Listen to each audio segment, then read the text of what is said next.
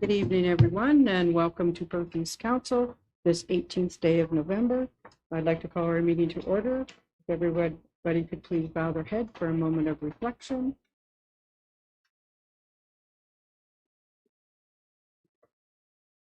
Thank you. Confirmation of the agenda. We do have a couple changes, so I'll let Ashley tell you about them. Okay, thanks, Mayor Eggett. So since the release of the agenda on Friday, there was two changes. The first one, item number 13.1, that package was added to the agenda.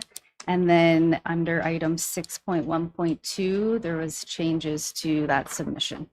The agenda that's on the website is the current agenda that council sees before them tonight.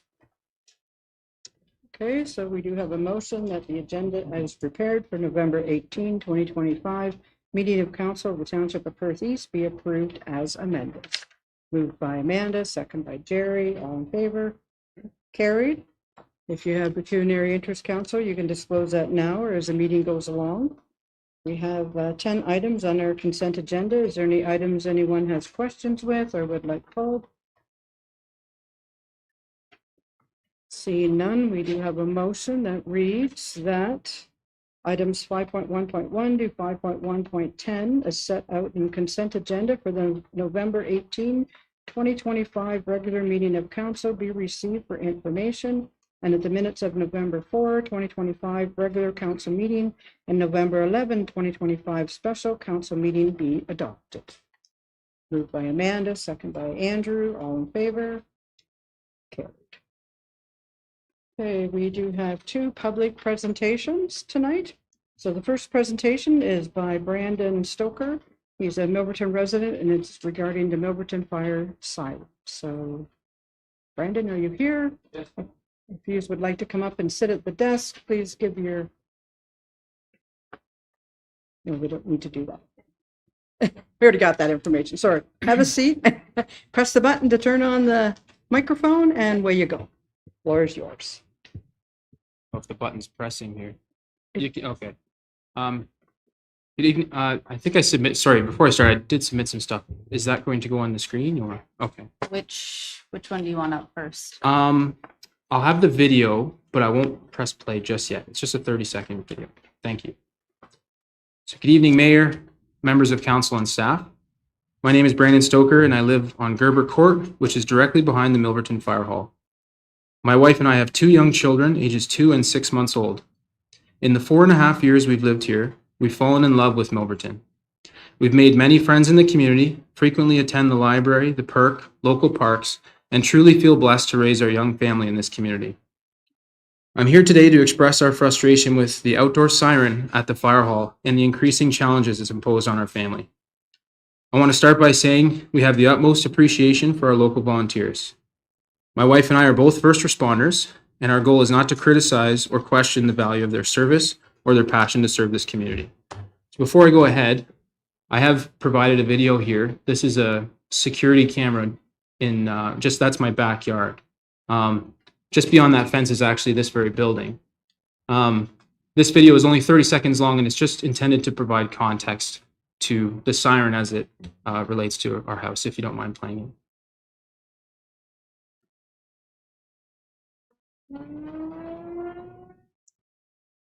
It's a lot louder in person now.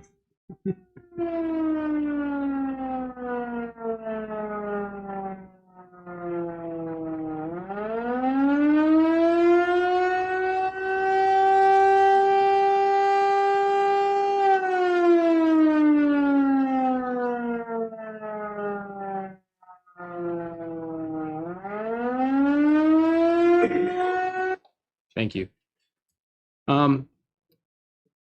So when we originally moved here over 4 years ago, the siren was a surprise to us. It wasn't disclosed to us when we bought our home. However, being so new to the community, we respected the tradition. If you could show the map, Ashley. And the other one, if you don't mind, there's two.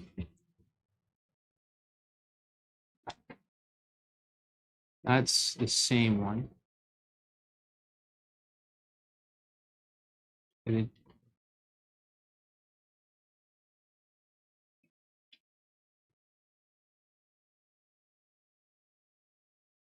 If we're missing it, it's okay. You can just show the one that's there.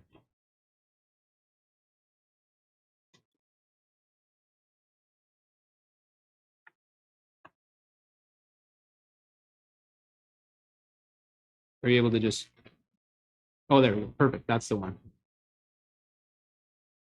So this map I've just shown here, you can see the fire hall. It's right behind this building that we're in now. And as you'll see, it's got a little blue indicator. That's my house. And 35 meters is the distance that we are from that siren. So as you'll see on the map I provided, the siren is approximately 35 meters from our home. This map should also make it clear our home is the closest residence to the siren in Milverton. Living so close to the siren, it completely fills our home. Despite this, we raised our 2-year-old son, who was often woken by the alarm, and fought through interruptions of our own sleep during the day when my wife and I are working night shift. As our family has grown, these challenges have become far more difficult to manage. Our 6-month-old daughter has had severe challenges sleeping on her own, and it is often a desperate moment of relief when she finally falls asleep.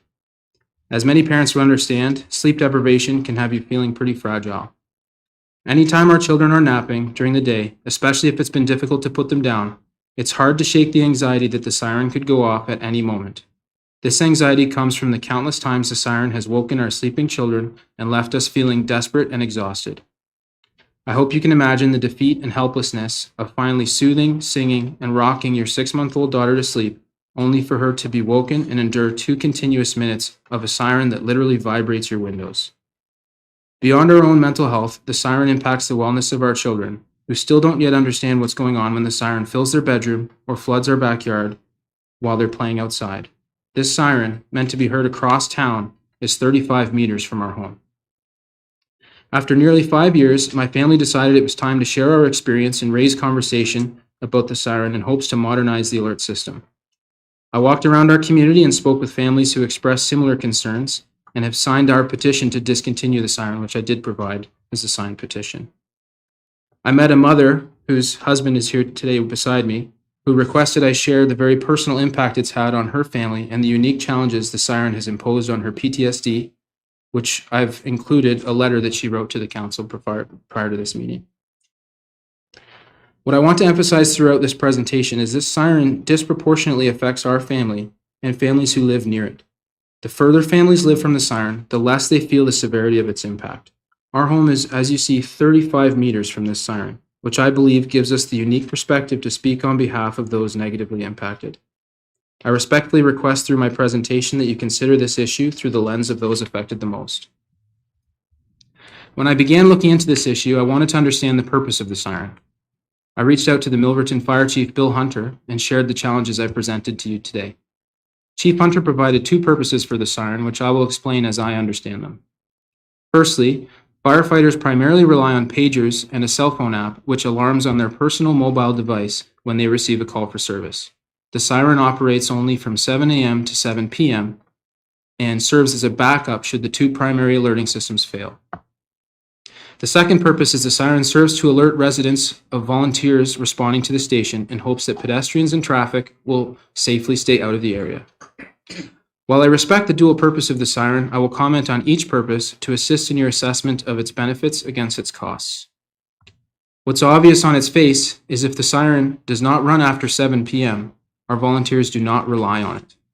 They confidently depend on their pagers and phone apps overnight, which indicates the siren is a clear redundancy that seems to lean towards nostalgia more than necessity.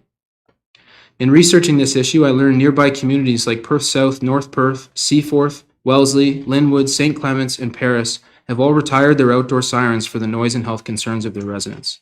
Their volunteers solely rely on modern alerting technologies.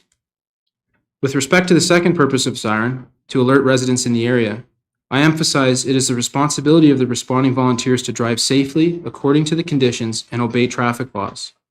It may or may not be realized by the council, but there are no provisions under the Highway Traffic Act permitting volunteer firefighters to exceed speed limits or circumvent other traffic laws while responding in their personal vehicles. Other drivers and pedestrians in the area are not compelled to pull over or get out of the way for their flashing green lights, which emphasizes the onus on the volunteers to drive safely. In speaking with families in the area, some have expressed concerns that children actually flock toward the fire hall when the siren goes off so they can see the trucks leave the station. It's easy to understand and enjoy the curiosity of children. However, this hardly suits the purpose of keeping people and children safely out of the area. In my research on this issue, I located and read the manual for Milverton Siren, which is specifically the Federal Signal Model 2 omnidirectional siren. The manual actually says, and I quote, "Activating the siren may not result in people taking desired actions if those to be warned are not properly trained about the meaning of siren sounds." I believe this quote lays credence to families concerned with how some children respond to the siren. I believe while the siren may encourage some to stay out of the area, it also distracts and startles children, dogs, and people unfamiliar with the siren, which may cause them to behave unpredictably while volunteers respond to the station. In reading the siren's manual, I also learned of a real health concern regarding the sound produced by the siren. The Federal Signal Model 2 siren boasts 102 decibels of sound at a distance of 100 feet. This means if you were standing directly next to the siren, you'd experience over 120 decibels, which is almost guaranteed to cause permanent hearing loss. For context, Canada's occupational health and safety regulations require hearing protection at 87 decibels. This siren produces 102 at a distance of 100 feet. The siren's manual impresses the following warning. This is another quote from the manual. "The sound output of the siren is capable of causing permanent hearing damage. To prevent excessive exposure, carefully plan siren placement, post warnings, and restrict access to areas near the siren." 2 points stick out to me. First point, carefully plan siren placement. This siren was installed 35 meters from our home and 30 meters from a park.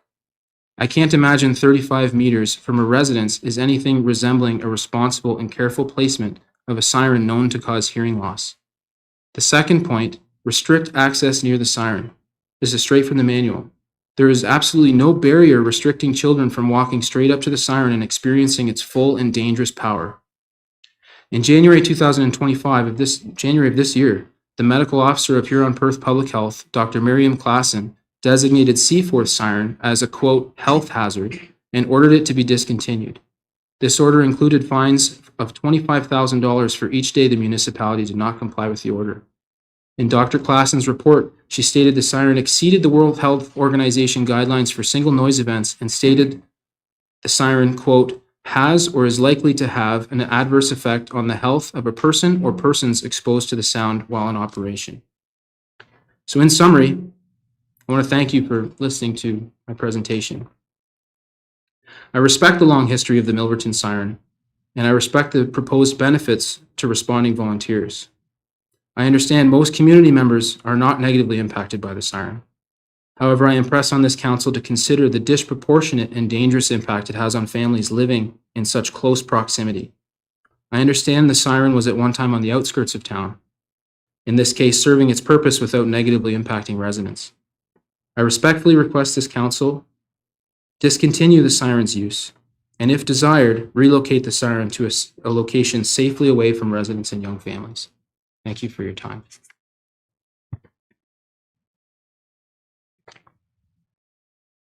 There we go. Sorry, I couldn't get my microphone on.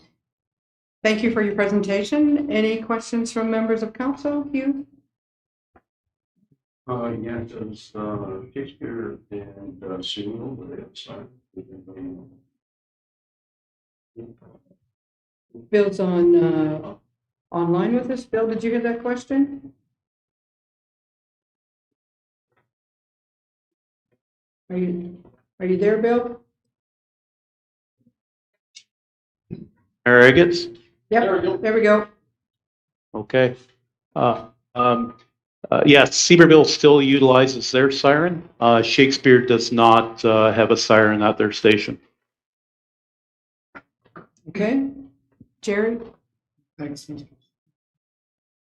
The mayor, can you just go back to that video clip? I know we have it 7 to 7. Excuse me. Timestamp seemed to be 1930 That's to 7:30 or so. that's correct. So Curious. I appreciate you pointing that out. I meant to raise it myself. That time is accurate, which I know that the chief Bill could confirm, because on that date, October 21st, the siren did go off at 7:22, and it went off again 2 minutes after that at 7:25 or so. I emailed Bill the night that occurred, and he said there was some sort of malfunction, and it did go off twice that night after 7. Okay, other questions? What would council wish to do? Amanda? I would like to make a motion to get a staff report on options to either discontinue the siren or look at relocating it in Milverton, especially since it's not even consistent among the 3 stations within our township. I think there's some pretty compelling evidence that we've heard tonight. So that's what I would like to move. Okay, so we have a motion that council of the Township of Perth East receive the public presentation from Brandon Stoker, Milverton resident, regarding the Milverton Fire Hall siren for information, and that council direct staff to prepare a follow-up report. You'll move that. We have a seconder. Andrew, all in favor? Thank you. I very much appreciate that. Thank you very much.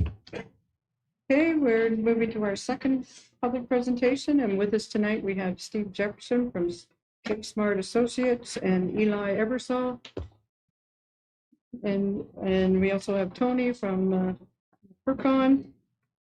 And we have Drew Balestra. Is he with us too?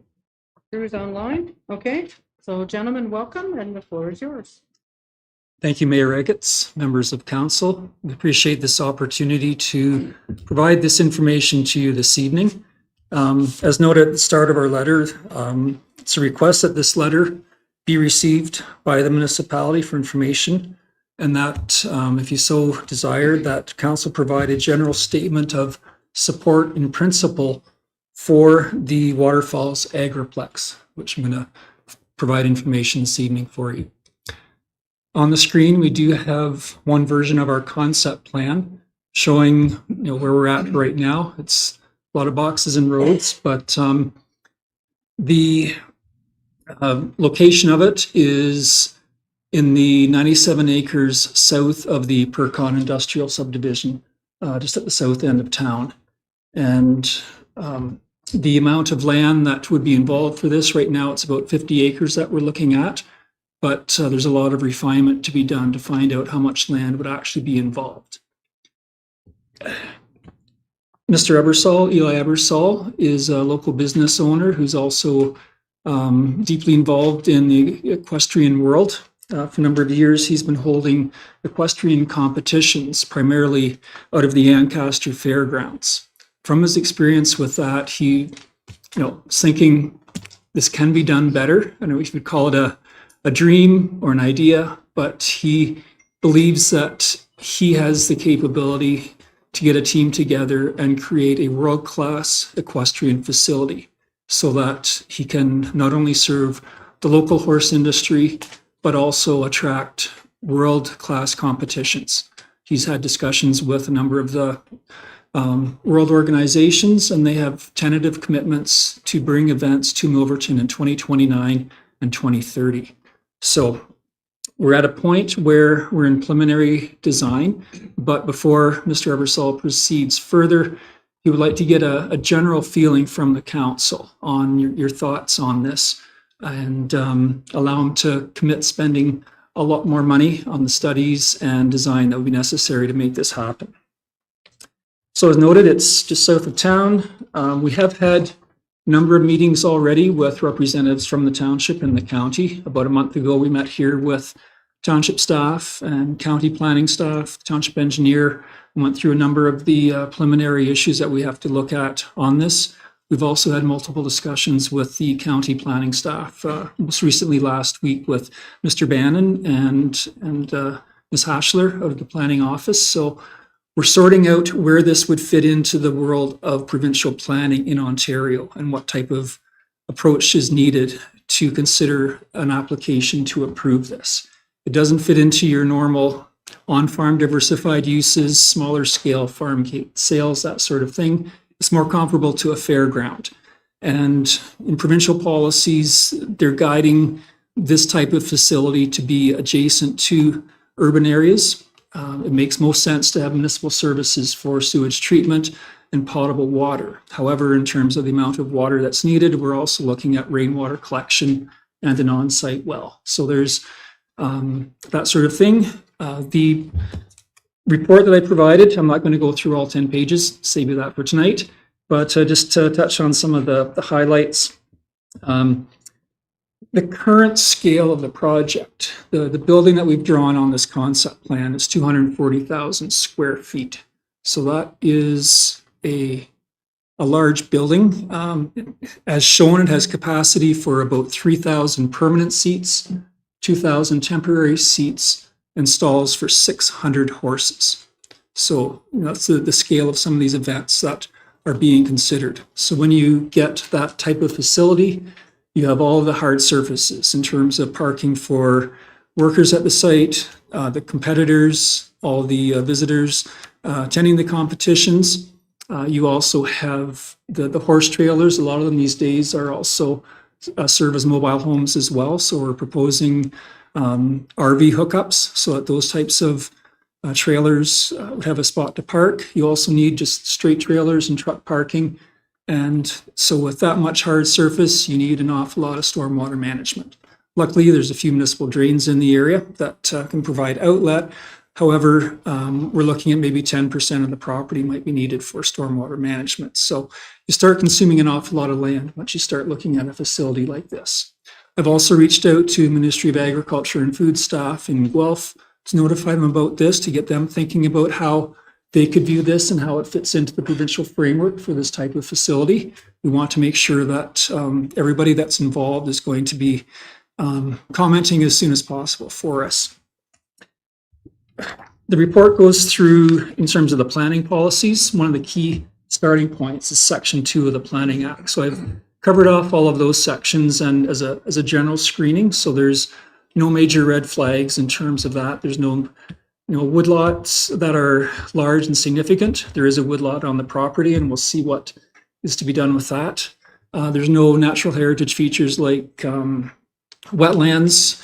I haven't done any screening on rare and endangered species yet, but that would be part of the looking at this as well. But from just a broad Section 2 of the Planning Act, it does appear to have potential. You then get into the provincial policy statement. I've highlighted a few sections in there. A lot of those sections deal with local economic development, supporting the local community, and it's not only a local impact. This is Perth East, Perth County, province of Ontario impact for the scale that we're talking here, for the number of people that could be coming. So you don't have hotels yet, but having hotel rooms in Stratford, I think would be quite important to get into shuttle buses and that whole thing. The broader tourism, we're also aware of the Agri-Food Science Center proposal in Listowel, so we see this tying in with that on the county scale. You get just another reason for people to come to Perth County and take part and experience agriculture here. County official plan, similar. A lot of it is focused on the smaller scale on-farm diversified uses. So we're looking at the appropriate location being beside the Milverton settlement area. So we've got a few options. Do we look at a site-specific agriculture designation, just recognizing this use? Do we do a amendment to the settlement boundary for Milverton and bring it into the settlement? From a servicing perspective, that's the sort of thing that the bureaucrats like to see. If you're going to make use of those municipal services, you want it within the settlement area. And the other card that has happened in the past is a minister's zoning order. We discussed that with the county planning staff as well. And from our discussions, they would like to see us go through a county official plan amendment process, if at all possible. They've committed to continuing to work with us and try and find a way so that this can make it through a standard planning application dealt with by the township council and the county council to try and make this happen. So those talks are ongoing with the county staff, and we'll keep you informed as we learn more as well. Another section is the guidelines on permitted uses in Ontario's prime agricultural areas. Again, this is more for, on-farm businesses. but it does have sections that talk about, fairground type uses and, finding that balance between supporting the agricultural community, minimizing the consumption of prime agricultural land, and finding an appropriate spot that fits the community. Transportation is going to be a major thing here as well, so we'll have to be hiring a traffic consultant, not only for the impact on the area roads, but also just the internal design, internal flow of that many vehicles, different types of vehicles, how the parking is going to work, one-way direction of traffic, that sort of thing. So it's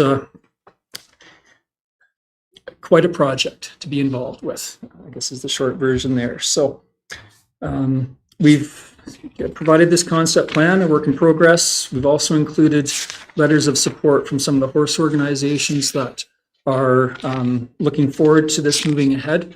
And Mr. Polstra from the Ontario Federation of Agriculture is on standby to provide comment to you as well. I recognize that this township gives good weight to the voice of agriculture of the OFA, and maybe let staff bring him in now just to have his comments for you, then I'll be available for any questions after this. Okay, thank you. Mr. Polstra, are you with us? I'm here. Can you hear me okay? Yes, we can hear you. Good. Thanks for having me in there. And councillors, Drew Spolstra. I'm the president of the Ontario Federation of Agriculture. I'm a farmer just outside of Hamilton, Ontario, and by marriage, a Clydesdale horse enthusiast. So for better or worse, I'm certainly involved in the equine business here in Ontario as well. The Waterfalls Agriplex project offers a perpetual opportunity for agricultural economic activity in Perth East and the surrounding area. It has the potential to be unlike any other facility in Eastern Canada, supporting equine enthusiasts, farmers, and the rural community across southwestern Ontario and beyond.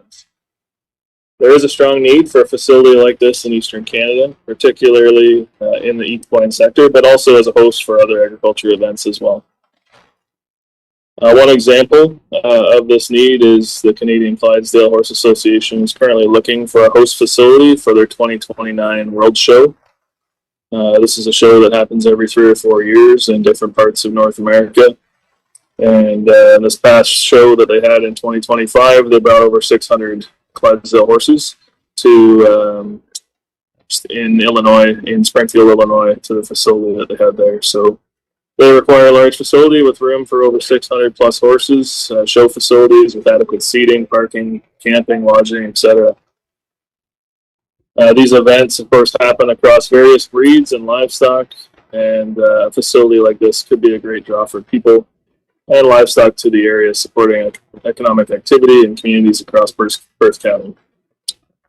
From an OFA perspective, we support preservation of farmland and local agri-food business diversification and business-to-business networking. We support agriculture and agri-food innovation, diversification and market development, and supporting business attraction through smart land use planning that targets investment-ready sites. We support agritourism, ecotourism, and culinary tourism businesses to expand and diversify their offerings. We support establishing strategies to attract workers to rural Ontario, including filling critical labor gaps with rural agricultural and manufacturing employers. We also support projects that support the agriculture system across the province and provide services and opportunities to farmers and rural communities across Ontario. In closing, I'm hopeful that there's a path to supporting the Waterfalls project and the agriculture economy in Perth East. And I'd be happy to take any questions if you have any for me. Okay, thank you, gentlemen. Is there any questions from members of council? Amanda?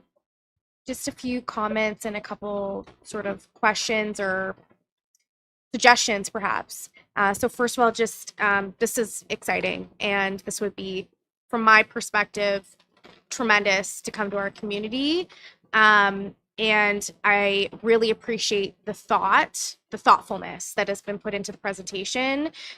We don't always get to see that level. So just want to thank you and recognize how much work you've already done just to bring it for a gut check with council. So really appreciate that.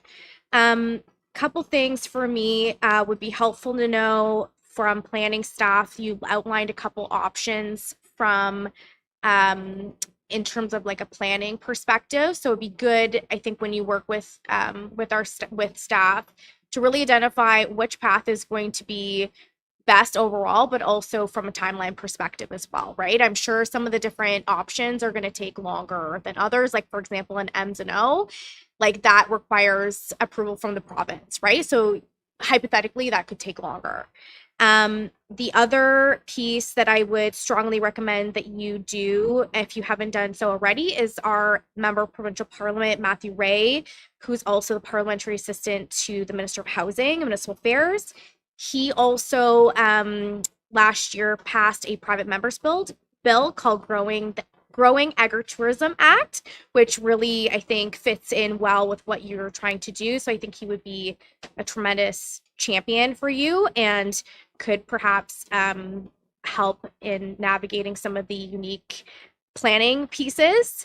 And then just on a lighter note, I'm just curious on the name. What was the, if I'm just out of curiosity, what the thought is behind the name. So just, I don't know if you're able to share that.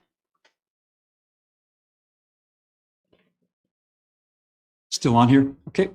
So in terms of the timelines, for some of these international organizations, they would like to know by next spring, April of 2026, is this a go from a municipal planning approval standpoint? So we've got a lot of work to do to get to that point. But again, in discussion with the county staff, they think if we can determine what is appropriate at the official plan level stage for background studies to allow you to make an informed decision, we can push for that. We're also aware that MZOs are currently sort of a longer timeline, so we don't want to get caught up in that bureaucracy if we can avoid that there. That's sort of a last card, but might take longer there. In terms of MPP Ray, he is aware of this project. He did provide a letter of support for an application for provincial funding for the design stage. The local MP also had a similar letter, and Perth County Economic Development also provided a letter. So that's a funding request to be able to pay for this early stage of design work there. So the proponents are looking at whatever ways they can to raise the cash necessary to make that happen. In terms of the name, the waterfalls, do you want me to do that, or you can go ahead, Tony? So the name Waterfalls was brought up because the front feature of the building will be a waterfalls coming off of the roof and down the front. It's part of the design. So you will have a great thing to look at coming into Milverton. That is in the planning stage. Yeah. So, and tied to that is the alignment of the building facing the intersection of line 59 and the county roads, so that when people are driving in from the south, they will see not only the building, this whole facility, but that whole water feature on the front of the building. And then we're proposing a parkette so that during events when there are champions to be announced and photographed, they would come out the front of the building and have a stage area for photos in front of the waterfall there. So it's, as Eli joked about, it's a constant advertising and promotion. Every photo that goes out that shows that waterfall there. So so that's that's the short version of the waterfall. Okay, other questions, Hugh? Yeah, no, I support the project. I think it would be a great thing for us. But just one question.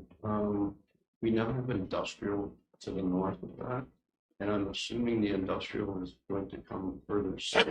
So if you have this zone that's agricultural, will that create any kind of difficulty if you want to move your agricultural boundary further south? You're reading the minds of the planners. Yes, that is something that has been discussed between the township and our group. Some of the very early designs, we thought about having the facility right up against the industrial subdivision to have better access to the services. However, from the township's perspective, they would like to maintain the ability to have a future expansion of the industrial subdivision for employment support in the municipality. So that's why we've moved to the south half of the property. So it gives that continued agricultural use of the land, However, that causes a question as well from a planning approval, no logical and orderly extension. If you're having this development at the south end, then what happens to that gap in the meantime? My view is that you just maintain an agricultural designation so that it can continue being used for production. Some of these events, it may be needed for overflow parking, certain types of events, but we are aware of that need to maintain the option for future employment growth in the municipality. Okay, other questions? Jerry? Yeah, thanks for the mayor. Thank you, Mr. Jefferson and Tony and Eli. Just a couple comments. I'm quite certain we'll probably need a traffic study. I don't mention that, but possible, but that could be significant amount of traffic coming off 131 there during those big events. The other thing is the MAC. They had the letter from the Agriculture Society. Just curious, and I didn't get a chance to talk to Helen about this, but for the future, I'm just curious whether they would be able to continue.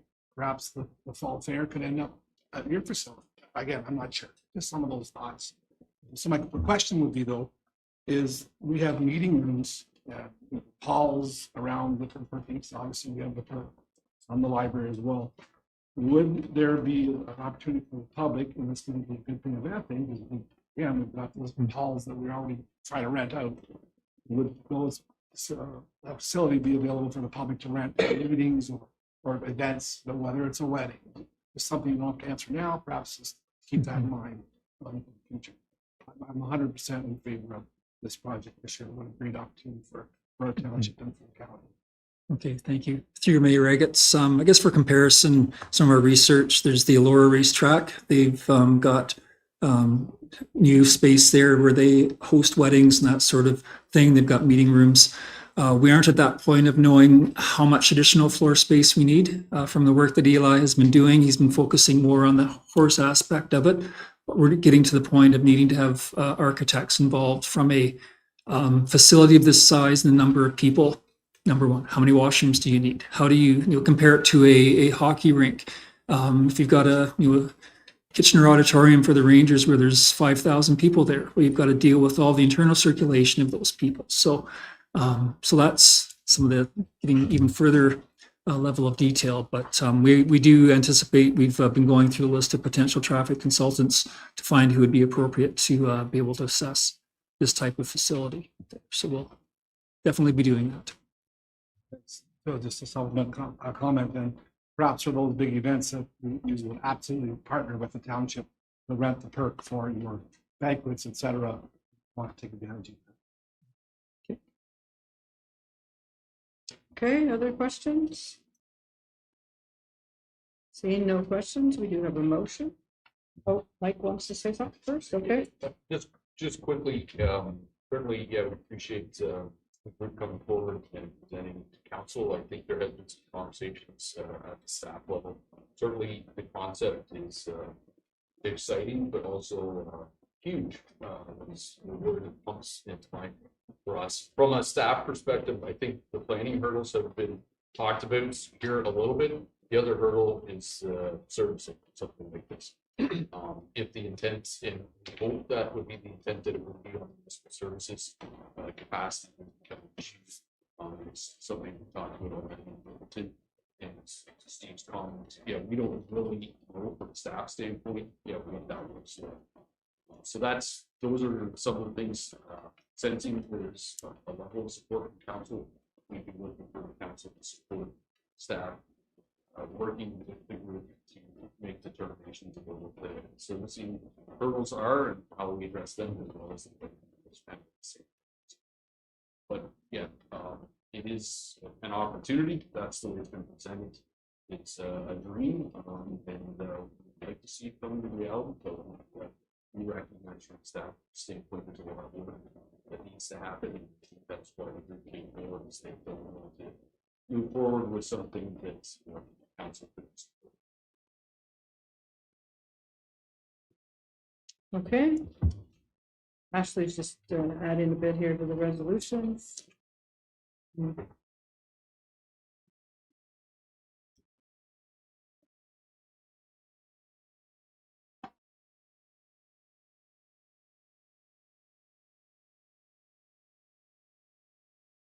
Okay, so we have a motion that the Council of the Township of Perth East receive the presentation from Steve Jefferson, K Smart Associates Limited, Eli Ebersol, Anthony Rupp, and Drew Sporata, OFA, regarding a proposed waterfall agriplex equestrian facility in Milverton for information, and that council provide a general statement of support in principle for the waterfall agriplex project as proposed by Eli Ebersol at 6332 Perth Road 131, and that council supports staff's involvement with the proposal. Moved by Jerry, second by Hugh. All those in favor? Okay. Thank you, gentlemen. What an exciting project for Perth East. We look forward to how it moves Okay, along. thank you very much. Thank you. Okay, we are going to move on. We have no other presentations. We have no delegations. Moving to public meetings and public hearings, we do have one public meeting. So I declare this public meeting to be open.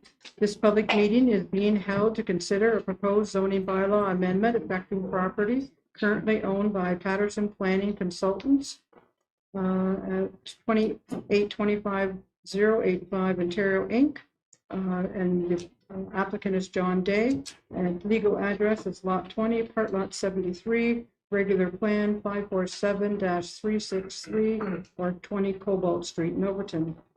This meeting is an opportunity for the township to advise the public of the purpose and intent of the amendment and receive their input prior to considering adoption of an implementing bylaw. This is the second public meeting. The first public meeting was held on October 1st, 2024. If a bylaw is adopted to implement the zoning amendment, a notice of passing will be forwarded by prepaid first-class mail to various agencies of interest and others who have requested notice. An appeal to the Ontario Land Tribunal objecting to the adoption of the bylaw may be filed via the OLT e-file service no later than the date stated on the notice. Any persons attending this meeting who wishes to receive written notice of bylaw passed to implement the amendment is asked to give their name and mailing address to the clerk following this meeting. No written notice except as previously noted will be given unless requested in writing following the meeting. All persons attending this meeting will be given an opportunity to be heard or make a presentation. I will now call on our planner, Jeff Bannon, to present the planning report and recommendations. So Jeff, the floor is yours. Thank you. So Patterson Planning Consultants have submitted the applications for a draft plan of subdivision and zone change for the lands municipally known as 12 and 20 Cobalt Street. Property is located on the north side of Pew Street between Tower Heights Drive and Coulter Street. Next slide, please. Original draft plan of subdivision intended to develop the subject lands with a total of 25 street townhouse dwellings. It would have included an extension of Cobalt Street connecting to Pew Street. The original zone change amendment proposed to amend the Milverton low-rise density zone R1 to a special Milverton R3 zone with special provisions. Perth East Council recommended deferral of the zone change amendment on October 1st of 2024. And Perth County Council recommended deferral of the plan of subdivision on December 19th, again of 2024. Developer has also conducted a neighborhood information meeting on July 16th of 2025 at the Perth East Recreation Complex. So the applicant has now resubmitted a revised draft plan of subdivision and zone change amendment. The revised draft plan of subdivision intends to develop the subject lands with a total of 3 semi-detached dwellings and 18 street townhouse units on 9 blocks on a total area of 0.94 hectares in size. The revised zone change amendment is intending to amend the residential R1 zone to a residential zone 2, a special residential zone 2, which is an R2-16, and a residential zone 3, which would be an R3-12 to facilitate the proposed development. The R2-16 zoning would allow for a minimum lot frontage for a semi-detached dwelling unit of 8.3 meters. The R3-12 zoning would allow for a minimum lot frontage of 5.9 meters for each street townhouse, a minimum interior side yard width of 1.5 meters, and that no planting strip would be required between the R3 zoning and the R2 zoning on the plan of subdivision lands. Next slide, please. So the applicants have, or the residents have provided us with some concerns through the original circulation. And also following the completion of the planning report, we have received 5 other comments and written concerns that have been submitted to council. The first concern that was raised was with building heights. So residents are concerned with the height of those buildings for the townhouse units. Planning staff are of the opinion that the proposed zone is compatible with the surrounding R1 and R2 zones, and that a reduction in building height would be unnecessary to ensure compatibility with the surrounding areas with those existing dwellings. So the allowable 10-meter building height is consistent with the heights that are permitted on surrounding properties. And staff are satisfied that the 10 meters would not create shadowing impacts on the adjacent properties. In regards to traffic and safety, a traffic letter of opinion assessed current traffic conditions, forecasted traffic growth in site-generated traffic. It concluded that there would be no off-site transportation movements that would be needed to support the proposed development. The reduction in the proposed number of dwelling units from 25 down to 24, and the change in the composition of those dwelling units to include semi-detached dwellings would not require a resubmission of that traffic study. The 3 semi-detached dwelling units and 18 townhouse dwelling units that are not expected to create traffic concerns or concerns with the safety of pedestrians in the neighborhood. In regards to density, noise, and compatibility, the public identified some of those concerns, including the amount of noise that would be generated by vehicles, as well as additional residents that would be living at that on the subject lands. The residential densities that are being proposed are well within the target densities in the County of Perth official plan. And the subject lands are located within the service settlement area, and they're intended to be developed with residential buildings. In general, any construction that would result in some disruption to the surrounding community, but it wouldn't be a permanent situation. The proposed residential development is not expected to result in excessive noise. The provision for a mix of residential dwellings would help the County of Perth reach density targets in the official plan, and it would make for efficient use of the land, reducing the overall agricultural loss in the County of Perth. The proposed semi-detached dwellings and townhouse dwelling units would contribute to the mix of dwellings that would be found in Milverton by allowing for higher densities in areas where they're intended, which can support the residential development.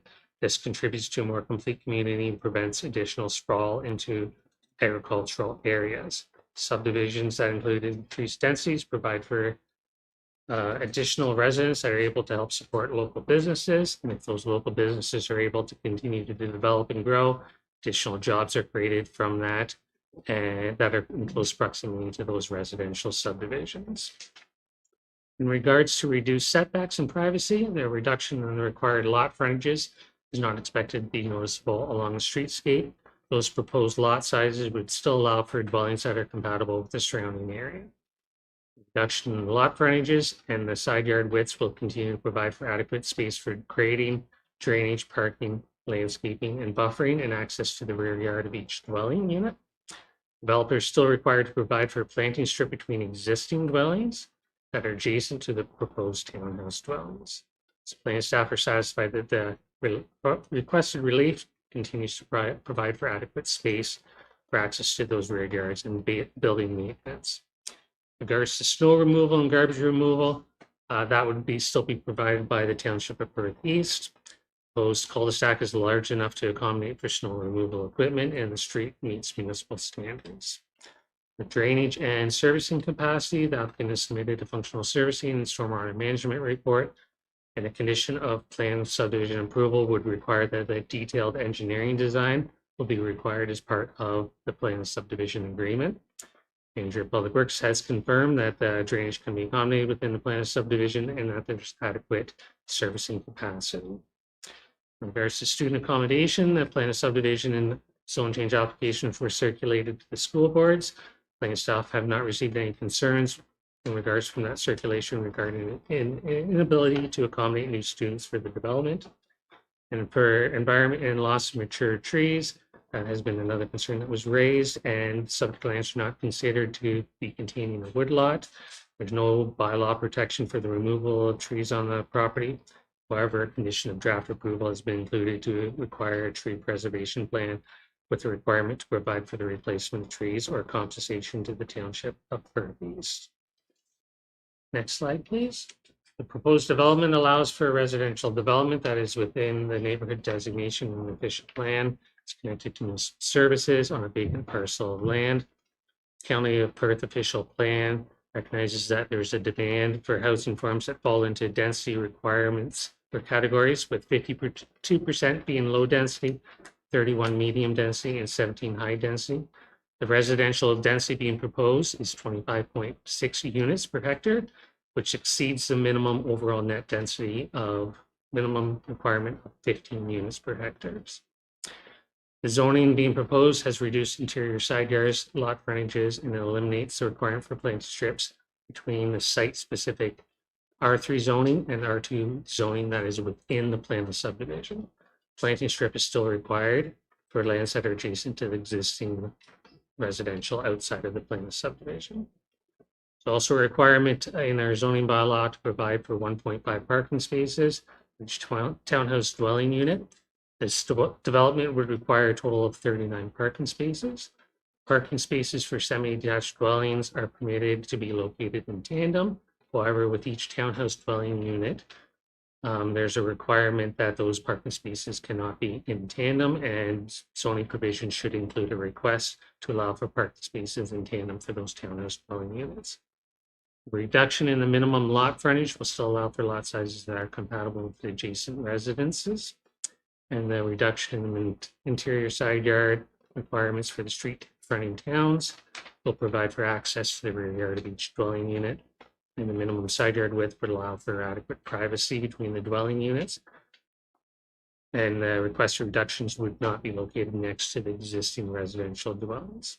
So in light of the foregoing, planning staff are of the opinion that the development proposal represents an efficient use of underutilized lands and existing municipal infrastructure, and staff are supportive of the proposal and considers that it meets good planning principles. I'm available to answer any questions. Okay, thanks, Jeff. Is there anyone present who wishes to make a presentation or speak in opposition of the application? Well, I know of several of you have already registered, and I have a list here, and I'll go through the list one at a time. And then if there's more people who wish to speak after these 5 have, we'll give you an opportunity to as well. So the first person I have on my list is Peter Woodthorpe. If you'd like to come up to the table, state your name, where you live, so that council. Oh, pardon. And because there's so many of you, we'll give each of you 10 minutes max to talk, please. So, Mr. Woodthorpe, the floor is yours. It is on. Okay. Thank you, Merowitz. I've got a couple of questions, first of all. I'm looking at the GIE Consultants report of August the 28th, 2025. The new proposal says there should be a 20 metre right of way to Pew Street at the end of Cobalt Street. Who has the right of way? And I'm asking the planning department. Through the mayor, so that right of way that was being proposed would have been with the original application, showing a connection through an extension of Cobalt Street to Pew Street. So now it's terminating in the cul-de-sac. That's not what the report says. This is August 2025. Servicing and stormwater management report. Excuse me. And again, through the mayor. So that will be in reference to a pedestrian connection for sidewalk that's going to be connected for that cul-de-sac that's going to connect to Pew Street. My question is, who has the right of way in that particular 20 metre strip? So that's going to be a public sidewalk. So the public has a right of way over top of that land. Okay, thank you. My other question is that on the CMT report and geotechnical report, this was in 2024. It says the introduction states the report is for 7 townhouse blocks. That's incorrect. And again, through the mayor, that was with the original application. That was This is the application that's in front of us right now. That's correct, but we did not require that they resubmit for the functional servicing report for the reduction in units. My question is, why not? You've heard the opposition from a lot of the community. These are questions that should be answered and in a reasonable manner, in my opinion. And through the mayor, we do have the applicant here in person, and they are probably better versed with the functional servicing reports and providing comments to that. Okay. And I think that at some point we should give them the opportunity to respond to those questions. And we will have the applicant, he will have an opportunity to speak as well, and then we'll make sure that people's questions are all answered. Okay, I'll carry on then. And I'd like to make a little bit of a statement, if I may. Residents have bought property in this area for over the last 15 plus years in this particular development area, which is from, let me see, from St Mary's down to Avery Place and from Mill Street to Pugh Street. This is because of the route. Let me start again. Bought property in this area for over the last 15 years plus because of the rural atmosphere and room for the children to have room to play and grow in a safe environment. This new application will do nothing but affect some property values that have already been brought and cause confusion and congestion with bylaws and living conditions. Because if bylaws are changed and zoning is changed, one small particular area of this development will be different than the rest. Personally, I don't think that's a fair situation to have. If any changes are to be made, they should be the benefit of the majority of the residents in this area. Changes should not be made where it benefits a minority, as it leads to problems that need never arise. The development between Mill Street in the north and Pugh Street in the south and St Mary's Street and Avery Place has been ongoing for over 15 years and has been zoned R1 for all that time, with the bylaws applicable for that particular type of zoning. This development is now 95% complete, and to have an application made to alter zoning and bylaws for a small parcel of land in the middle of the development would cause long-time residents great reasons for concern, which I think you've heard in the past. If the proposed application is granted, it will devalue property that surrounds the proposed area and will give unfair conditions to the residents that purchase property there. Once the builder is finished, it becomes a township area of problems, and they must deal with it. There is only one person that stands to gain anything from this application, and that is the builder. Previous builders have been limited to R1 zoning conditions, and residents have purchased property because of the rural atmosphere and open aspects of the properties in this particular area. This new application will change the whole locality because it will have to be rezoned and there'll be different bylaws that stand by it.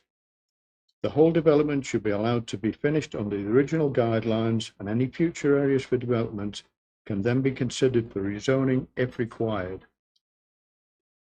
And my last bit is I would like to make a proposal, if that's allowed. I would like to make a proposal. You can say it, but that doesn't mean council will go with it. But you can, what's your Okay. proposal? Excuse me. I would like to propose that the Township of Perth East deny all and any application to change the zoning or bylaws pertaining to the development of the area from St Mary Street to Avery Place and Pugh Street and Mill Street. This area has been developed over the last 15 plus years as a Zone 1, and builders and purchasers of homes have known what the conditions have been regarding this type of zoning. To change any zoning in this area of development when it is 95% complete would cause some properties already purchased to be greatly devalued and does not promote a level playing field for builders who have had restrictions to what has already been built. The proposal will give the township ample opportunities to make changes to the zoning regulations of any future developments without causing unnecessary problems to residents who have already purchased their homes. Okay. Thank you. And that's my proposal. Okay, thank you for your presentation. Would you like me to give you a copy of this? Sure. Thank you.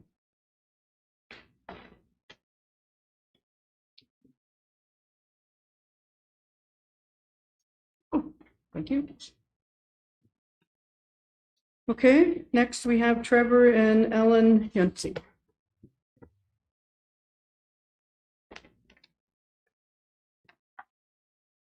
Look like she's getting enjoyment. Won't be the first time, won't be the last. Name and address, please. My name is Trevor Yitzi, and I reside at 11 Cobalt Street South. Good evening, Mayor Agats, councillors, and staff. Feel like we're going around in a circle here. I know that you have asked the applicant before to go back to the drawing board. I know I was at the county meeting. The county asked them to go back to the drawing board. And it just seems that not much has changed from the first proposal to the second proposal. I thought the applicant had a town hall meeting, and I think some of you folks were there from council. And I think it was fairly obvious that the neighbors were still pretty adamant about the new proposal. Yes, it went from 25 units to 24, and there's still a lot of variances from the bylaws that are applied for. I know there's many concerns that still linger. I'm going to just touch on a couple, and I could be here all night, but I only have 10 minutes. Parking is an example. With the new proposal, I don't think, and again, I could be wrong, but this might be a question for Mr. Bannon. I don't think there's any legal parking in front of any of those townhouses. And you can correct me if I'm wrong, but that's, again, my looking at it. So if anybody comes to visit those people, they don't have a parking spot in their parking for them. That means they're going to have to either go to Pew Street or come down Cobalt Street. And I'm going to go out on a limb and I'm going to say anybody visiting probably not going to walk that far. I was at the Perth Council meeting when the applicant was making his application there. One of the council members said one of the top problems and the complaints they get after subdivision is complete is parking. It looks good on paper, he said, but there's always complaints about parking. Second is, Mr. Bannon spoke about the snow removal. I didn't see in the plan if there was a green area in the middle of the circle. I don't think there is that correct? Of the cul-de-sac? Through the mayor, they're not proposing a green landscaped area in the middle of the cul. Okay, so for the snow removal then, again, a question is, will the snow just be piled up in the middle of that cul-de-sac?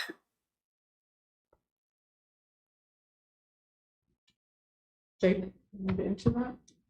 Through the mayor, that's not our standard practice. We don't have a lot of these cul-de-sacs in Perth East, but that would not be my approach for this one.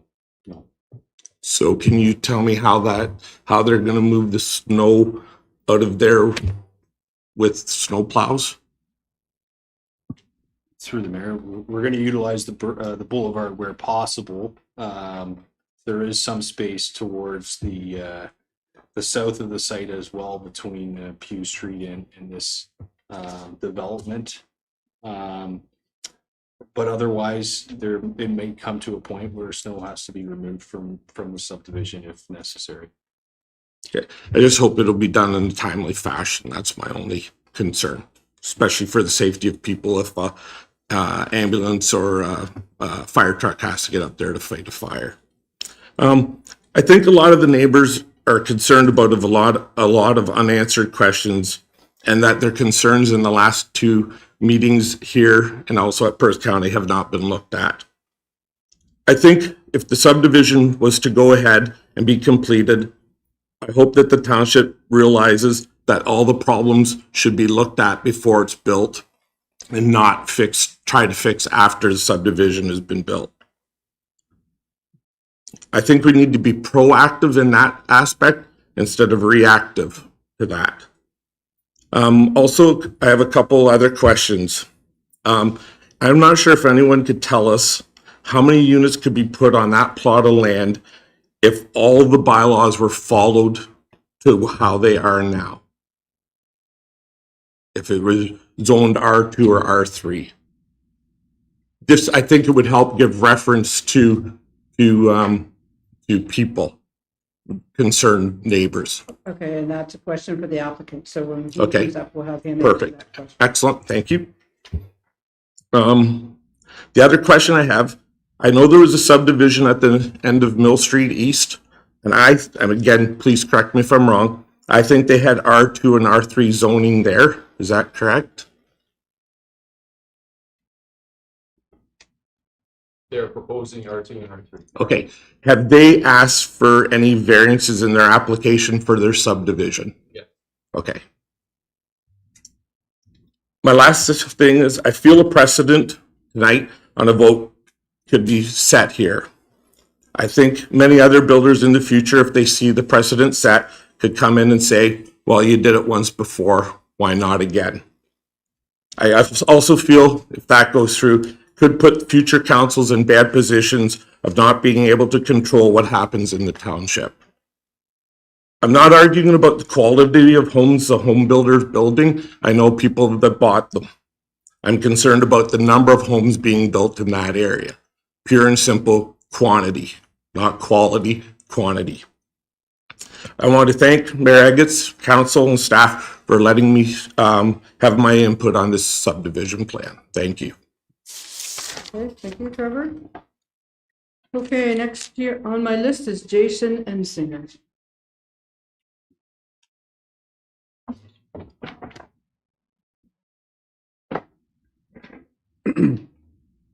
I'll try not to duplicate anything that anyone else said, but it's If you hard could to just one-third. state your name and your address, please, that would be great. Jason Ensinger, 78 Pew. So I looked at the whole proposal, and the zoning bylaws were changed back in March. The original application was made on the old one. The resubmission is under the new one, and it's my understanding, talking to Jeff, that they do need to comply with the current ones. Correct me if I'm wrong, right? Yes, so you need to comply with the new zoning bylaw. That's how they've written the provisions. All right, so the new the new zoning bylaws permit 45 lot coverage, up from 40 of the previous ones. The applicant is still asking for interior side yard of 1.5 meters when the bylaw is 6 meters. That's unchanged. Required lot frontage is still 7 meters for the R3 zoning, and the previous application asked for it to be reduced to 6.37 meters. Now the revised one's asking for 5.9 meters. If the zoning bylaws were just updated, I don't think they should be considered outdated where we need to like always amend farther to them. But it's my opinion. On to my concerns, grading. It was brought up at the previous meeting that the grading along the adjacent 78 Pew Street property line was not yet finalized. The submitted grading plan does not reflect the now completed existing grading conditions along 78 Pew property line or the now completed sidewalk along Pew Street. Grading along 78 Pew property are almost a meter off in some locations now that they are finalized. Showing grading at the bottom of the proposed swale is 2 meters below the finished grading on the 78 Pew property at one location. If the slope is 3-to-1, like the grading plan shows, this would put the bottom of the swale 1.5 meters off the back of the proposed building.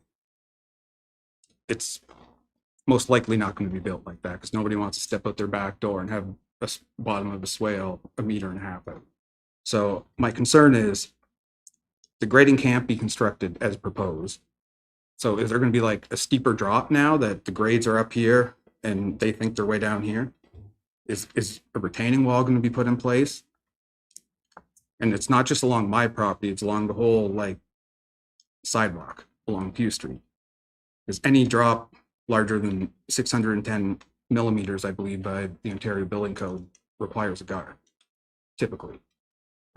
That's something that we can have the applicant answer. Now on to backyards. Block 1 is shown at 45% lot coverage. This leaves no additional room to have a deck on the rear of the house, as the deck that is over 610 millimeters above the average grade of the house, must be included in the calculation of the lot coverage. So I won't go through the whole how I calculated it. That's on there. I provided that.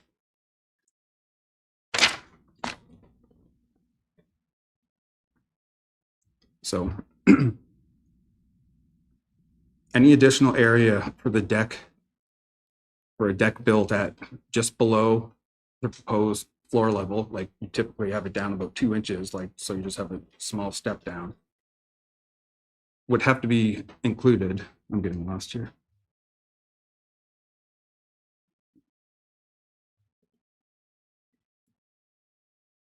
Oh, unless the same area is removed from the building footprint at another location. Or the other option would be to sink the whole deck, but then you have steps going down, which most new home builders would not want.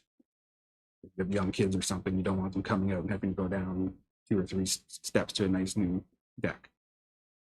Blocks 6, 7, and possibly 8 all have points along the rear yard grading that is more than 1.2 meters below the ground floor of the proposed units. Decks and stairs are only permitted to encroach 1.75 meters into the required rear yard setback if they are not more than 1.2 meters above the finished grade. So these units can't even have stairs going to the rear yards unless they internal of the building or they bump in the rear of that building. This could be fixed by pushing the rear of the proposed buildings farther off the rear property lines than what is required. But if the front wall is also pushed up in the property, then we're reducing parking up front.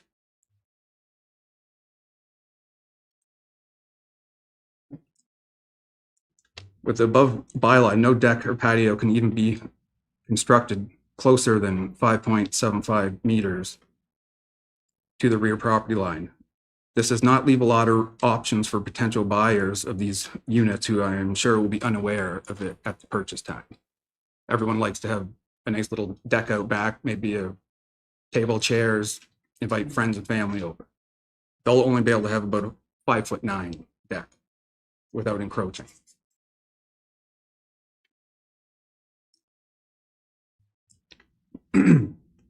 Onto parking. The 24 proposed units have no street parking along the entire stretch of curb in front of the units.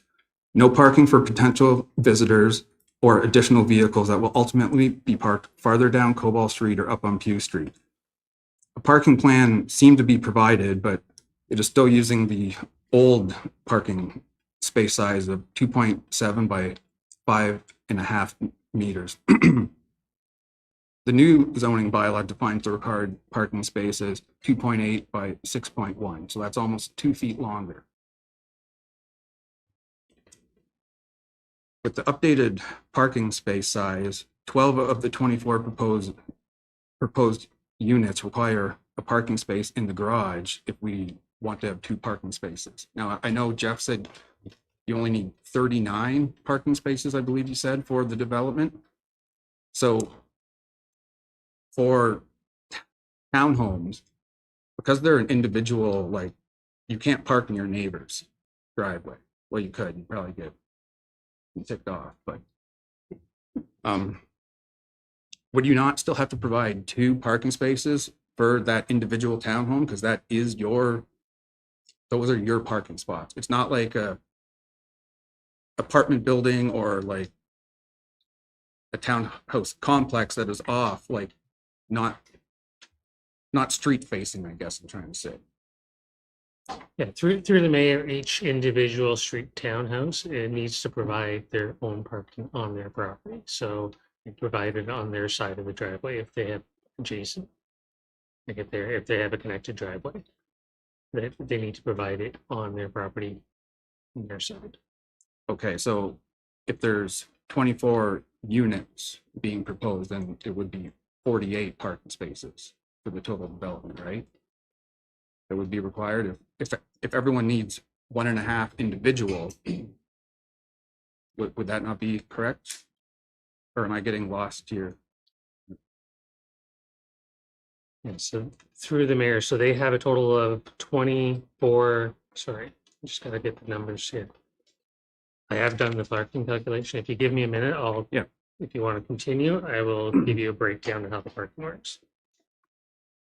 I guess, I think you're taking the townhomes and considering them multi-res and then just applying 1.5 to that. When in reality, if you do it like that, you could have a bunch of them with 2 and then you could have some with none. And then you still park it under that calculation, which I wouldn't believe it works like that. I would think every individual unit needs 1.5, round up to 2.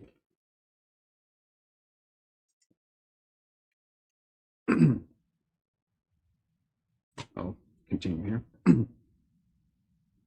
Okay, so going with 2 parking spaces, 12 of the 24 proposed units would require a parking space in the garage to meet the minimum. This means garages will need to have an unobstructed parking space of the 2.5 by 6.1, free of any stairs or railings. Most current homes are not constructed with this depth of garage. I measured my and 12 of my neighbors' garages, and most do not comply with the new required depth. I even found 2 semis on Pew that don't even comply with the current 5.5. I'm not entirely convinced that this is something that is reviewed, or possibly just adjustments are made on site and it doesn't get caught. I'm not sure. They weren't a lot off, other 6 inches back, they would have been 5.5, but so I'll just wrap this up here. Yes, we're pretty much to 10 minutes, so if you please wrap up. We keep trying to squeeze as many units as possible on the site because that's what the official plan says to do. But we are now at a point where we may possibly have to not comply with existing bylaws just to make the proposed number of units work on this site. The front of the units are pushed back for more parking in the driveway. 12 of the 24 units are going to require a garage that conforms to the current parking space standard. Potential backyard, deck, patio, and stair issues with being so close to the rear property lines and lot coverages. Nothing is driving the need to have 5.9 meter lot frontages other than to fit more units on this site, because that's what the official plan says to do. Keeping the frontages at 7 and reducing the number of total units would allow for a few options. If you make them wider, you can maybe pull in the back of the house extra meter or so, maybe. I don't know. Okay, I'm going to let Jeff answer your parking question, and I'm Okay. going to have to cut you off. All right. Yes, so through the mayor, I think what Jason is asking is, do they need to provide 2 parking spaces for each of those townhouse dwelling units? The answer is that no, they do not. The zoning bylaw requires 1.5 parking spaces for all townhouse dwelling units. So through the subdivision, they have to provide 1.5 spaces for the number of townhouse dwelling units that are there.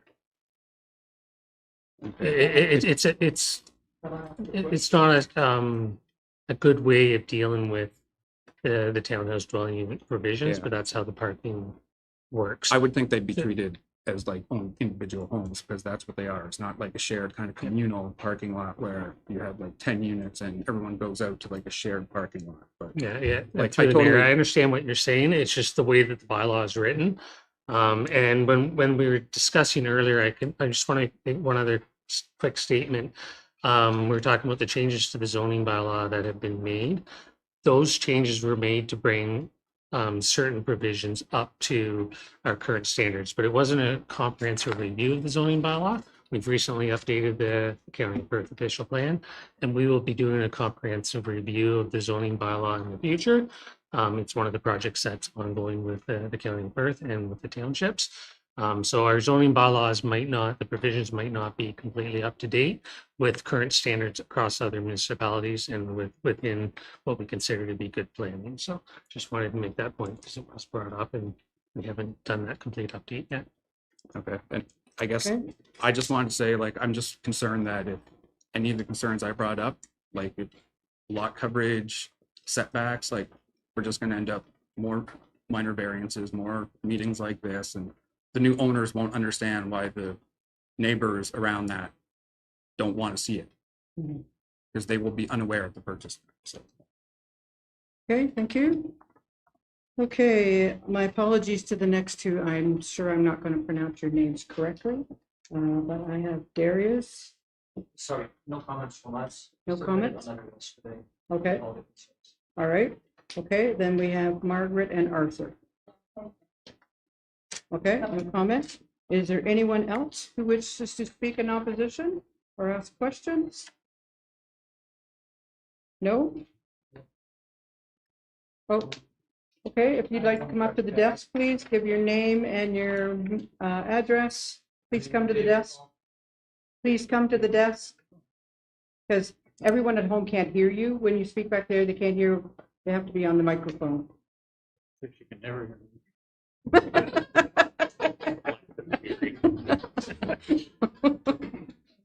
I think I turned that off. My name is David Faulkner. I live at 63 Gerber Drive. A couple of comments have come up that I agree wholeheartedly, that previous conditions and houses that were built, this, I feel, is going to be detrimental to the value of our existing houses. That's one thing for sure. And at the last meeting, it was mentioned that they were going to build houses as they sold them. So how long is this process going to take? Because there's a lot of dirt and dust that goes on and noise. And we that are living there now, how long is this going to apply to take to build all these units? And also the third point I'd like to mention is that there's talking about snow removal. So now the snow removal comes up and they turn their plows around, plow some of the snow up at the top, come down, and come down around the corner that I live on, which is 63 Gerber on Gerber siding on the Cobalt. And the snow plows fill in that area with snow, chunks of snow. And the kids that walk down from the houses that are existing now have to climb over snowbanks. And the snow is never cleaned out by the township. And my snowblower was broken 3 times last year with in the last 2 years with great big chunks of ice and snow that you can't get through. And I'm just concerned about, and I think that all this development is going to create a lot more snow that's going to end up coming down and around that corner. Okay.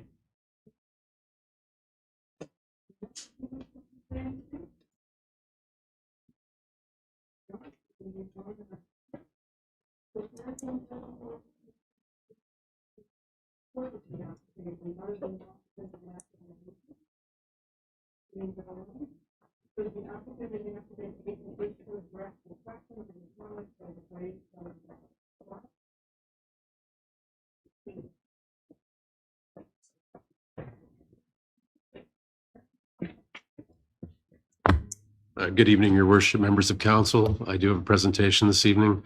I can go through it quickly, or if you want me just to get into answering questions, whatever you prefer. I think my presentation may answer a couple of the questions, so if I could go through it really quickly, that might help. Do your presentation, and then, yes, it doesn't answer the questions, then we'll move to the questions. Okay, I'll go through it as quickly as I can. Do you want to run the slides, or do you want me to? Next slide, please. So yes, we're all aware of the property that we're here to discuss this evening. It's on Cobalt Street, currently containing a single detached dwelling, which will be removed to allow and make way for the project that's proposed, subject to the approvals. Next slide, please. So as noted, this went through a public meeting on October the 1st, where Perth East Council deferred it. Went to the county on December 19th, where County Council also deferred it. And we had a neighborhood information meeting in July of this year. Next slide, please. So the original draft plan did propose 7 blocks. Those 7 blocks were proposed to all be developed with townhouses for a total of 25 townhouses. They were primarily in blocks of 3 units in each, except for 2 blocks that had 5 units of townhouses. Next slide, please. And again, just for council's reference, this is the plan that was presented to you originally of the original development, the 25 units, all relatively the same. And a connection of Cobalt Street directly to Pugh Street. Next slide, please. And of course, this is the amended proposal before you this evening for consideration. A change in the type of units being the introduction of 6 semi-detached as noted and 18 townhouses. Cobalt Street will terminate in a cul-de-sac as proposed. And the reason for that, I don't think it's been stated, was just because we went through a grading exercise, a design exercise. Actually, it was Mr. Day who caught it, that the sidewalk connection between going up Cobalt Street to Pugh Street did not meet the slope requirements for accessibility for Ontarians with Disabilities Act. We couldn't get the maximum 5% slope. This cul-de-sac option accomplishes that. So that's the reason for the change in the road configuration, is to make sure that the sidewalk slope conforms to requirements. The previous version did not do that. Next slide, please. So again, we are proposing 6 semi-detached units as shown in the red blocks. These were previously street fronting townhouses. Next slide, please. And then 6 blocks of townhouses, each containing 3 units. Next slide, please. And these are just some examples of the product that Apple Homes does construct. The unit at the end, abutting one of the existing houses on Cobalt Street, is proposed to be a bungalow. That is proposed. That's not required by zoning. We're not asking that be mandated in the zoning, but it is a commitment by the developer that that is what will happen on that lot. So this is an example of the bungalow type of semi-detached unit that would be proposed on that lot. Next slide, please. These are the examples of the 2-story semi-detached units that are proposed as well. They're moving further into the actual development itself. The one on the east side, I believe beside Mr. Yutzi, is proposed to be a 2-story dwelling. The reason for that is that there's a 3-meter wide easement proposed on the north side of that block. That's to allow for drainage. So the stormwater is meant to be captured in the rear of those lots, conveyed northward, and then it is taken out to Cobalt Street via an easement on the side of that lot. So that also leads into the zoning of why there's a specific request for a reduction in the semi-detached frontage. That is specifically for that lot to reduce 1 unit of the semi-detached down to 8.3 meters. It's all to do with that easement location. Without that easement, we would not be requesting any specific regulations applicable for the semi-detached. Next slide, please. And then just an example of the townhouse units themselves, again, for the 6 blocks proposed at the south end of Cobalt Street. Next slide. So this is just an analysis for the R2 zoning that's typically applied for semi-detached dwellings. Green is good, red is bad. You can see it again. There's one regulation that we're requesting relief from. That is for the frontage of that specific semi-detached 1/2 of the unit. And again, that is because of the easement that's proposed on the north side of that block. For all other regulations, we would comply to current zoning requirements of the R2 zoning applicable to semi-detached. Next slide, please. And then with regard to the townhouse units, again, this is a zoning analysis. Green is good, red is bad, so to speak. We are requesting the reduction in interior side yard. That has been a consistent request since our first application. And again, the reason for that is your zoning bylaw right now requires a 6-meter interior side yard setback.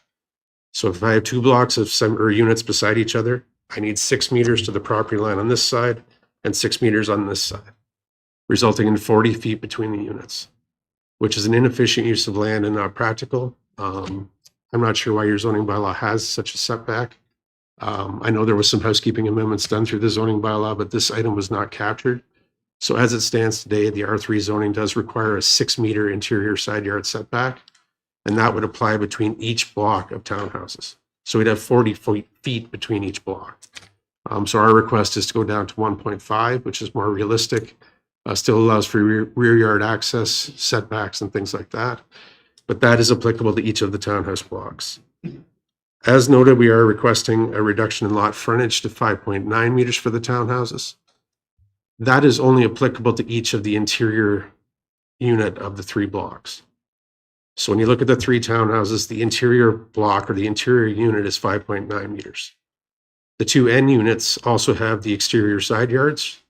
So you add that 1.5 meters to the 5.9, they're at 7.4. So 6 of the 18 townhouses actually are at 5.9. 12 of the 18 are at 7.4 meters and would meet your requirements of 7-meter frontage. Next slide, please. So yes, this is a reduction from the previous proposal from 25 units down to 24. We have introduced semi-detached units, 6 of those as part of the project. The road will now terminate in a cul-de-sac rather than connecting directly to Pugh Street for the grading issue that I noted to you. A sidewalk connection to Pugh Street and access to the public school is proposed as part of this, and the looping of the water main will still occur. And I am happy to answer any questions from council, which I'm expecting there will be lots. Before I ask council for questions, I'd like you to address some of the questions that the public had. Sure, and if I forget some of those, please remind me of what they are. Okay. So one of the questions I think was, what could be developed under current zoning standards? The current zoning is the R1 zoning. I believe that only allows single detached dwellings on 50-foot lots. I did that concept right at the start of this project, so well over a year ago, and I'm going from memory.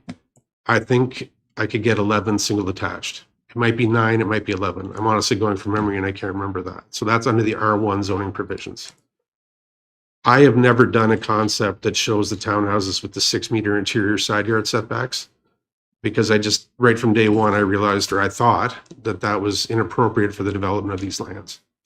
I've never done an interior side yard setback of 6 meters for townhouses anywhere. So I do not have that concept. I do not have that answer. I don't know how many townhouses could be built on these lands if I just met your current zoning regulations for the R3 zone. And I apologize for that. It's just the 6 meters threw me for a loop as soon as I saw it. So I don't have a specific answer to that question. The lot frontage question, again, the interior units are the only ones with 5.9. All of the end units of the 3 blocks are at 7.4. Retaining walls and things like that. The engineering materials that were submitted, including the geotechnical report that was mentioned, those are all submitted as part of the application to prove the viability of the project. Whether it's 25 units, 24 units, 20 units, I personally don't believe the geotechnical study will change. The soil conditions aren't going to change. The water levels aren't going to change, things like that. So the geotechnical study, the results of that study for 25 units should be applicable for 24 units. If staff would like to, or if council would like to, they want to make it a condition of draft approval that an amendment is done to that. I wouldn't object to that, but I'm not sure what benefit or what different results you would get from going through that process. With regard to the functional engineering study, it is a functional study. So it's meant to prove to staff, to council, to anyone looking that this project can be developed. I spoke with the civil engineer today as a result of Mr. Ensinger's comments. He noted that he is in contact with Meritech Engineering, who represents the abutting property developer. They're exchanging plans. As part of the draft approval conditions, there would be a requirement for detailed engineering design, which Mr. Bannon alluded to. So through a detailed engineering design, these issues would have to be worked out about final grading of what's happened on Pew with the sidewalks and the existing conditions of the lots that have been developed on that street and how this subdivision would tie into that. From a functional standpoint, I think we've shown that it would work. Through the detailed engineering design, it would be proven that it could work, and all of your staff and other parties would have to sign off on that. With regard to the other zoning regulations, I know there's questions about the lot coverage, parking requirements, and things like that. The only things that we are seeking are what I've identified for you in red. So the development itself going forward would have to comply with the 45% lot coverage. If that includes decks, then the house designs and things like that will have to be done to accommodate that. To accommodate parking, and I apologize wholeheartedly that I did not know that there was a change to the parking size dimensions. That's my fault. I did look at that as well. The driveway width will accommodate the 2.8. The 6.1 or whatever the increased length of the stall size is, I think can still be accommodated on each lot. So each lot would have a parking space within a garage and a parking space in the driveway to meet your bylaw requirements. I never took the bylaw requirements to be 1.5 spread across the entire townhouses. I looked at it on a per lot basis and tried to make sure that each unit had a parking space in the garage, parking space in the driveway, and potentially a parking space that would also be in the driveway, yet overhang your right-of-way limits, which is common in subdivisions. So based on that analysis, I believe that we met the parking requirements of the zoning bylaw. But naturally, we can't get building permits. We couldn't proceed with the project unless we did. So again, we're not requesting any zoning regulation changes or modifications other than what you've seen tonight. We'd have to comply with the lot coverage. We'd have to comply with parking. We have to comply with setbacks, building height, all of those things, unless they're specifically changed or modified by council through the passing of a bylaw. What questions did I miss? Questions you missed? Just about street parking. Through you, Mayor, yes, that is correct. There is no provision for on-street parking with the townhouses. Through my review, it was better to try and accommodate them on the individual lots.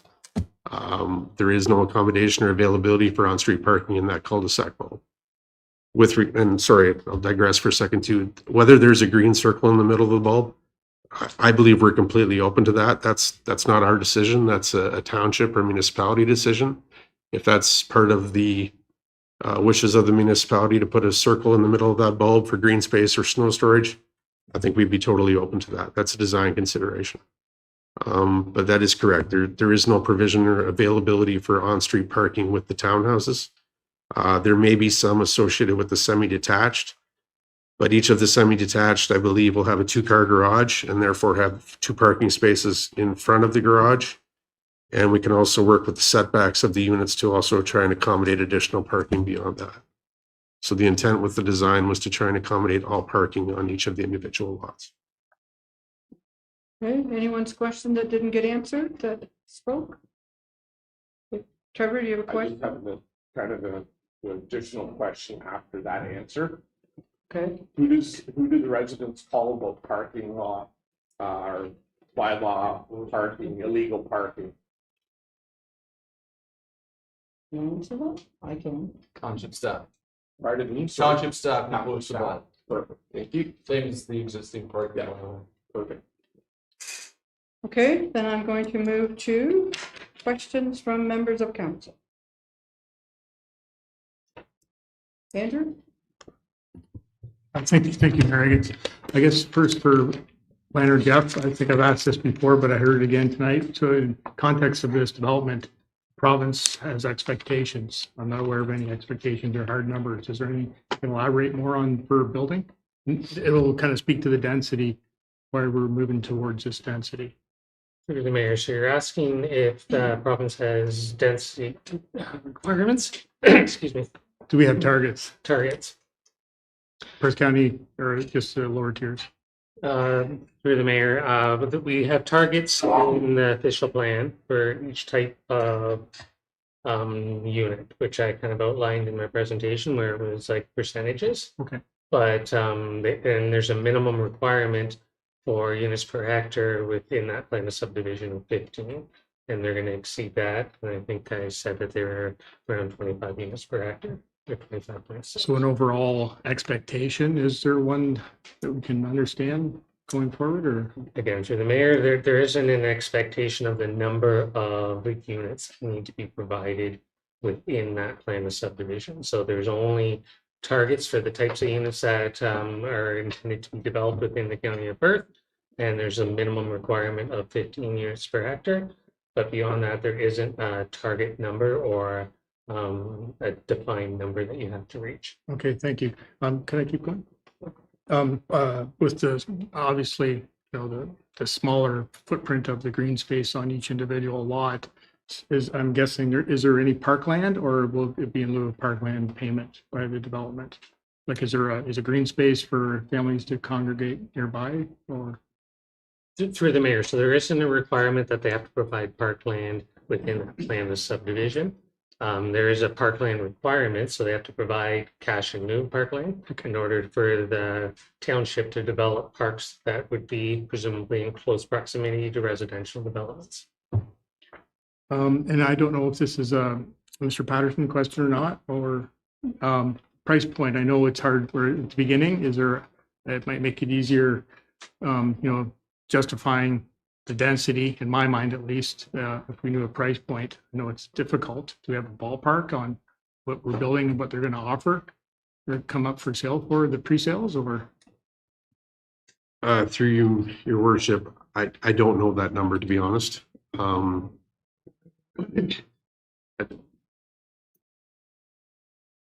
was a number at the neighborhood meeting, but it all depends on what the prices of the material have done since then, right? And that's where I was going to go with this. Sorry, Madam Mayor, but as you can imagine, the public meeting for this was a year ago. So we've got a year's worth of carrying costs to date. We don't know the construction costs of this when it actually goes forward to be built. It has to be tendered. There's all kinds of things that go into the the cost analysis of what the units will finally sell for. Mr. Day, I believe, who's here, noted at the neighborhood information meeting that he knows the cost of his developments down to the penny when they're actually built. Mhm. And all the projects he's done to date. But I don't believe that we can accurately put a number to this right now Mhm. based on where we're at in the process and where we still have to end up to be. Yeah, it's more of just trying to understand what the proposal is for affordability due to the size and the density. One of the last questions I have here is, I'm not from Milverton. I come up here often, especially to Millbank, to the hardware store, but where's the nearest similar density to what's being proposed here? There's a couple of houses down here. I'm not sure if they're semis or not, but on Pew Street, what's the nearest density, similar density in the village? That might be a question for planning staff. What I could respond to is the affordability question. And this came up again at the neighborhood information meeting as well. One of the big factors in affordability is the land cost and the land size. So the ability to create affordable housing is done through reduced frontages, these types of houses and things like that. If you stick with the R1 zoning and you want 50-foot lots, you're not creating affordable housing. It's just not realistic. There is a market for that, but there's also a market for these types of product. And if the intent is to actually go forward and create affordable housing, then these are the types of things that need to be done. Mhm. Yeah, no, that's yeah, it seems reasonable on the surface for sure. So we're talking about the 1.5 car, and I've always tried to understand this better. Maybe I need to sit down with Leonard Bannon in a room somewhere and have him make me understand it even better. But we're talking about overhangs on sidewalks. I'm going to guess the cul-de-sac will have a sidewalk around the outside, or will it just be drawn? I'm looking at there. Is that just a right of way, or? Through you, Madam Mayor, the cul-de-sac would have a sidewalk on one side. So on the screen before you now, it's on the bottom of the roadway, and that ties into the existing sidewalk that's on Cobalt today. Okay. So I believe the municipal standard is sidewalk on one side. Okay, thank you. And to answer your question about density in this area, I think Murray Court is comparable. Okay, any other questions, Jerry? Yeah, thanks, through the mayor. Thanks for everyone.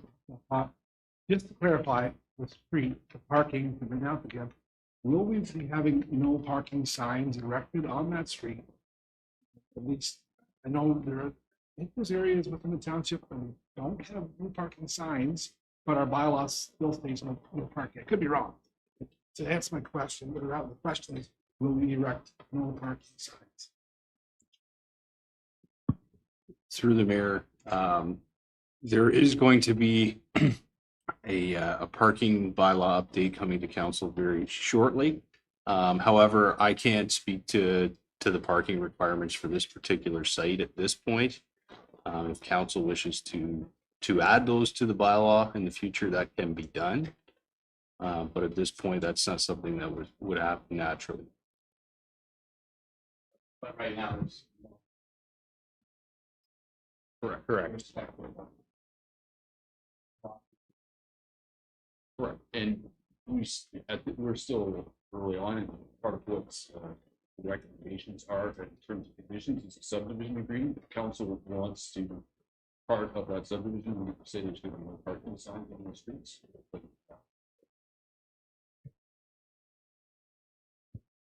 Okay, other questions, Jeremy? Yost Court might be another example of a similar development. It's like maybe 20% smaller with 10 units on it. And it's just down the road. I know that development might be close to a decade old now, but it's very similar in size, completely different in idea. The last time we seen this, we sat around the table and we asked the developer, and I'm pretty sure it was almost in an agreement to come back with less units. I feel like that statement that we made was completely failed in this new proposal. And I think that was the thrust of what we were asking for. We asked for less units. It's come back with one less unit with a far more complex configuration than it was before. The parking issues, I deal with parking issues downtown Milverton every day, and throughout the municipality, there's parking issues surrounding all over the place. I don't want another development where we can't have parking on the street. I don't think that's fair to anybody who lives nearby. I'm to the point where there's someone parking in front of my house and I don't know who they are. I get annoyed myself anyways, and I have ample parking in front of my house. But I think really at the core of this is our discussion initially around this table is we asked the developer, we deferred the decision rather than saying yes or no. And we made the statement to come back with less units. And I understand what we're saying here is, hey, let's get R3 zoning. We only need to make 4 adjustments to the R3 zoning, and we can put whatever we want there. And, okay, interior side yard setback should be, let's say it's 3 meters instead of 6, whatever those numbers are. We don't agree with them. But I think at the core of the discussion last time was simply that we wanted to see less units and that this configuration did not fit in the existing parcel that it was in.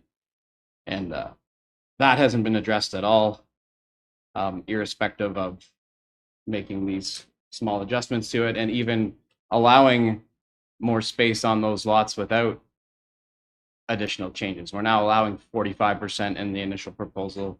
And I think there was something in there that you're looking for 42% in the initial proposal. Now we're allowing 45 or allowing more space on there. And it still hasn't really changed at the core of it. And so I can't vote in favor of this whatsoever because what we asked initially has not changed. Okay, you? Just a question, Mr. Ensinger, he had an awful lot of information about grading and things like that. And usually when you get into questions of grading and things like that, the big concern is water, like where it's going to go and that type of thing. So can you have any comment to his thoughts on the grading and the grade and stuff like that? Through your worship, again, the comments from Mr. Ensinger were provided to our engineering consultant earlier today. I asked him to expedite a review of them and provide comments back to me. Again, he noted that he was in discussion and exchanging plans with Meritech Engineering. The details will be finalized subject to approvals and this moving forward through draft conditions to do detailed engineering design. Excuse me. The functional engineering report shows the stormwater can be dealt with and the grading can functionally work. But again, that's subject to detailed design going forward, which will be reviewed by your staff and your consulting engineers, whoever you use for that process. I'm not an engineer, I defer to them, but from what I've been told, it is viable. Okay, anyone else? Well, just so that everyone understands the process, we hear your concerns. This council will make a decision. We send it to county council. It's county council who makes the ultimate decision. They need a planning reason why not to do it. Council can turn it down. We had one recently in another municipality that we turned down. The applicant appealed it and they won. So in order to stop it or to, county council will debate it, they'll make their decision, but if it's turned down and they appeal it, there's nothing that council can do. So I just want everyone to understand the process here of what goes from here. So this council will make a recommendation to county council. They'll take that into consideration and then they will make the final decision. Okay, so we do have a motion. I don't know. Oh, wait a minute. Sorry, I'm not done my script. Council will consider a resolution regarding the planning report recommendation following the conclusion of the public meeting. Bylaw 213-2024 to implement the approval of the zoning application will be considered at a later date. The public meeting is now concluded and we will continue with the regular meeting of council. Okay, so we're back in regular council.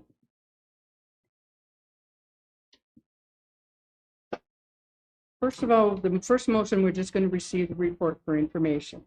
So that the Township of Perth East Council received the report dated November 18, 2025 entitled Draft Plan of Subdivision PE 24-01 and Zoning Bylaw Amendment Z 13-2024, submitted by Patterson Planning Consultants, Inc., on behalf of 2825085 Ontario, Inc., affecting lands described as Lot 20, Part Lot 73, Registration Plan 547-363, Milverton Ward, Township of Perth East, municipally known as 12 and 20 Cobalt Street, for information. We're just receiving it for information for now, and then we'll do other. Moved by Jeremy, second by Hugh. All in favor? Carried.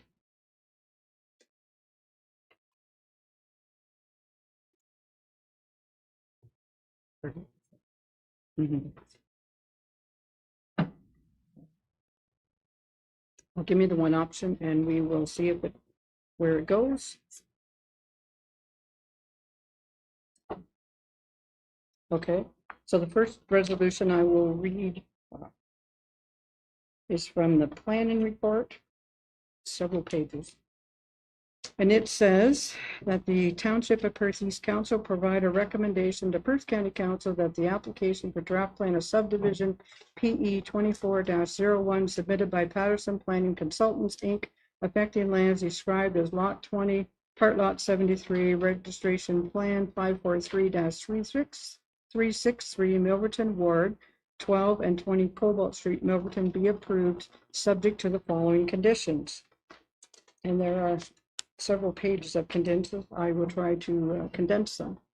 So one is the approval applies to the draft plan prepared by Patterson Planning, dated August 25, showing a total of 3 semi-detached dwellings, 18 street townhouse units on Block 9 on a total of acreage area of 0.94 hectares, and they'll have the following. And it describes in each block what there will be. Block 1, semi-detached, 2 semi-detached, Block 3, 3 townhouses, Block 4, Block 3, 4, and 5 are all 3 townhouse residents, 6 is a semi-detached, and 7, 8, and 9 are all 3 townhouse residences.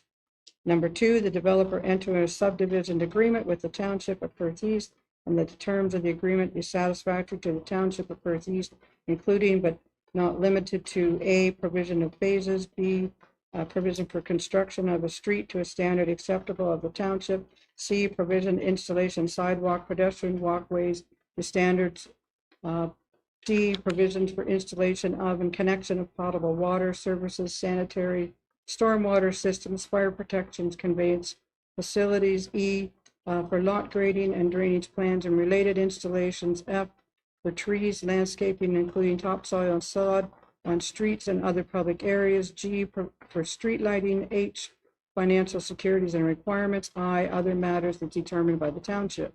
All development standards will be specified by the township.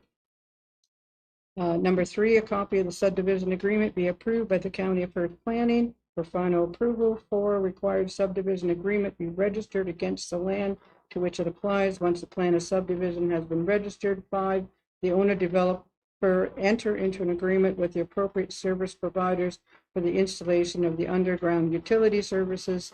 Number 6, that the streets shown and any reserves of this draft plan be dedicated to the Township of Perth East, and they shall be named to the satisfaction of the township. And where these streets are not extensions of existing streets, new names shall not be duplicates in spelling or phonics of any other name elsewhere in the County of Perth. 7, the subdivider satisfy any outstanding financial charges to the township prior to final approval. 8, all aspects of the water supply, sewage disposal, electric services, stormwater management be confirmed and accepted by the township and appropriate approvals. 9, prior to final approval, the township shall confirm that the plan of subdivision and proposed development conforms with the Township of Perth East zoning bylaw. 10, parkland dedication arrangements be made in accordance with the Planning Act, consistent with the township parkland dedication fee policy and to the satisfaction of the township. 11, the proposed new roads be constructed as public streets according to the municipal standards to the satisfaction of the township, and that they be named to the satisfaction of the township. 12, the local allowances shown on the draft be dedicated to the township. 13, the subdivision be registered as a single phase, generally in accordance with the accepted plan dated August of 2025. Further amendments may be permitted subject to the review and acceptance of the township prior to final approval by the county of Perth. 14, prior to final approval, the owner developer shall submit for review and approval to the township a detailed stormwater management plan for the area. 15, easements required for municipal services be provided by the subdivider and satisfaction of the township. 16, before final approval, the owner shall confirm the township that there is sufficient capacity in the water and sanitary sewer systems to service the plan of subdivision, and that such services have been appropriately allocated through the execution of the subdivision agreement prior to final approval of any phase of the township. Will confirm the servicing allocation for each phase. 17, in conjunction with the submission of engineering drawings, the owner shall have a tree preservation report and plan prepared for lands with the proposed draft plan of subdivision. Trees shall be established in conjunction with the grading, servicing design to accommodate maximum tree preservation. It shall focus on preservation of quality specimen trees with lots and blocks and shall be completed to the satisfaction of the township. The owner should incorporate the approved trees on accepted grading plans which will form part of the subdivision agreement. Replacement trees or compensation may be required at the cost of the owner to the satisfaction of the township. 18, the owner agrees that all foundations of existing buildings will be removed from the lands to the satisfaction of the township and that necessary fill be placed and compacted as well. 19, such easements may require for utilities, but not limited to phone, TV, cable, gas, hydro, internet, or stormwater drainage purposes, but they should be granted gratuity to the appropriate utility provider, agency, or authorities to the satisfaction of the communication provider. And 20, the owner developer agrees to satisfy the agreement of Canada Post with respect to delivery of mail, including the suitable location for community mailboxes if necessary, and a subdivision agreement include any clauses required by Canada Post. And 21, the owner developer shall enter into all necessary easements and or agreements required for the utilities. Notice to draft approval prior to final approval. The county planning department has been advised in writing that conditions have been met by the agencies that are listed. That's the township, Canada Post, Bell, Canada, Morning Communications, Enbridge Gas, and Hydro One. It is the owner developer responsibility to fulfill conditions of the draft approval. The planning department requires that the owner developer provide one complete package with clearance letters from all agencies listed to the County of Perth Planning and Development Department, quoting the file number PE-24-101. The County of Perth Planning and Development Department will require a minimum of 30 days to review the clearing letters prior to approval. The county suggests that you make yourself aware of the following subsections of the Land Titles Act. Subsection 144 requires all new plans to be registered in the land title system if the land is situated in a land title division. And B, subsection 144, number 2, allows certain exceptions. Number 3, all measurements and subdivision final plans must be presented in metric units. The 4, the county draft plan of approval for this development is a period of 3 years. If an extension is required, the owner developer must apply in writing to the county for any extension at least 60 days prior to the lapsing date. There's no authority to reactivate the county draft plan of approval after the lapsing date.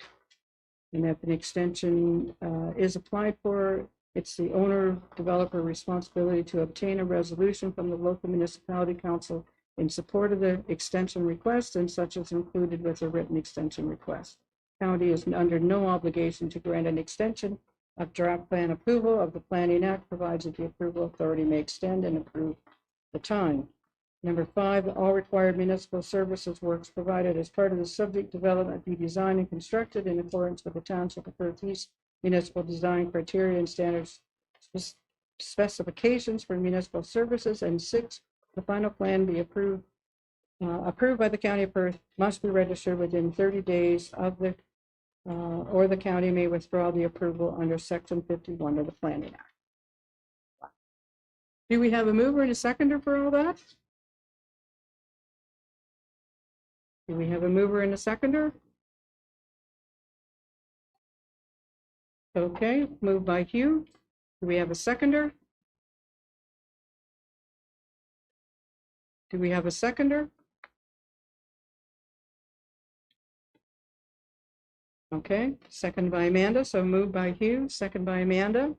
Any more questions or comments?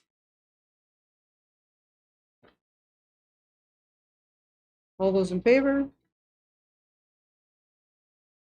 Opposed? Defeated. Okay, so what would council like? Jeremy? Correct. Yeah.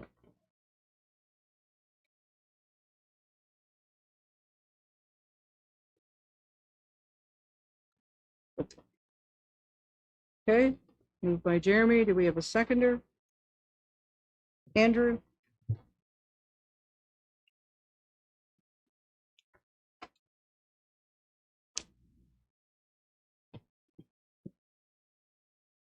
Okay, so in order to do this, we need reasons why you wish to deny. Because the county is going to ask that. Bob? So obviously, this development, the plan of subdivision, it would work in a new subdivision. I consider this infilling. It doesn't seem to work at all. The first draft plan, this was the incompetence of the developer to bring it forward. Patterson spoke why it wasn't going to work. I don't have a lot of confidence in seeing this when lots of process to talk to the public and deal with their concerns. Not convinced that the grading plan was passed through the building department.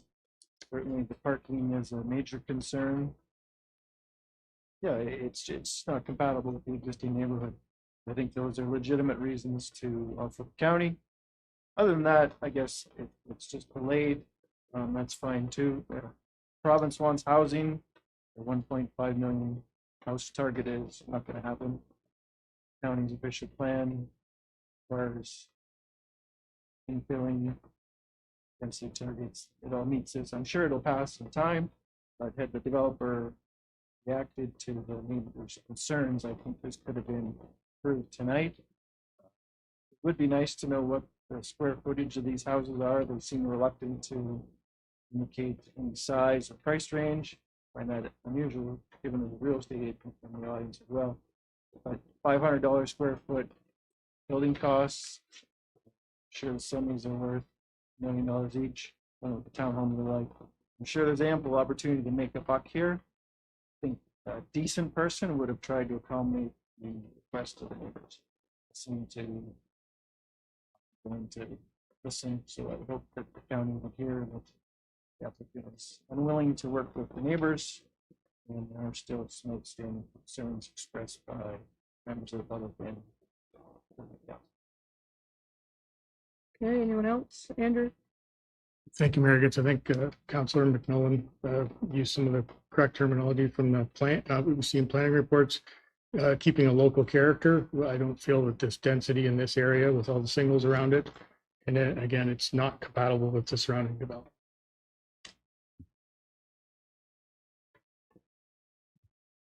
Let's try this, see what's, so the Township of Perth East Council provide a recommendation to Perth County Council that the proposed application for draft plan of subdivision PE 24-01 submitted by Patterson Planning Consultants, Inc., affecting lands described as Lot 20, Part Lot 73, Registration Plan 547-363, Milverton Ward, 12 and 20 Cobalt Street, Milverton, be denied for the following reasons.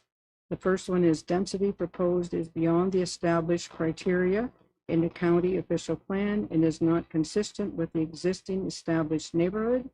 And the second one, existing road network is not designed to accommodate the traffic the draft plan will result in. Yes, no, that's.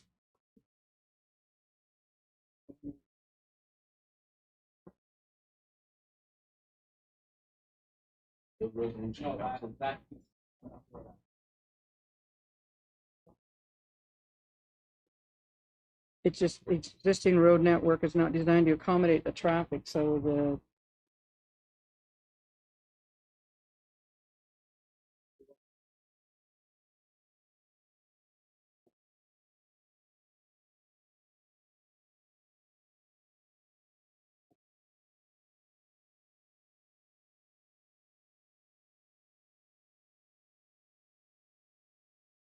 Okay, so how about this? Existing roadwork is not designed to accommodate the traffic and the parking requirements the draft plan will result in.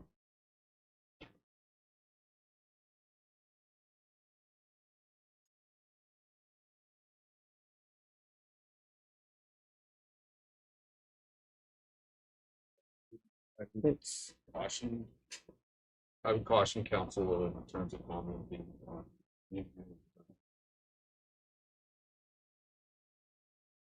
okay, so that's moved by Jeremy and second by Andrew. Any more comments or questions? Could you just read it one more time? Sorry.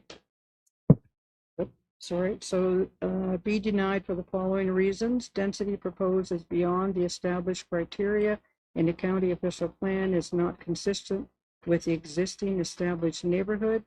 And the second one, existing road network is not designed to accommodate the traffic and parking requirements the draft plan will result in.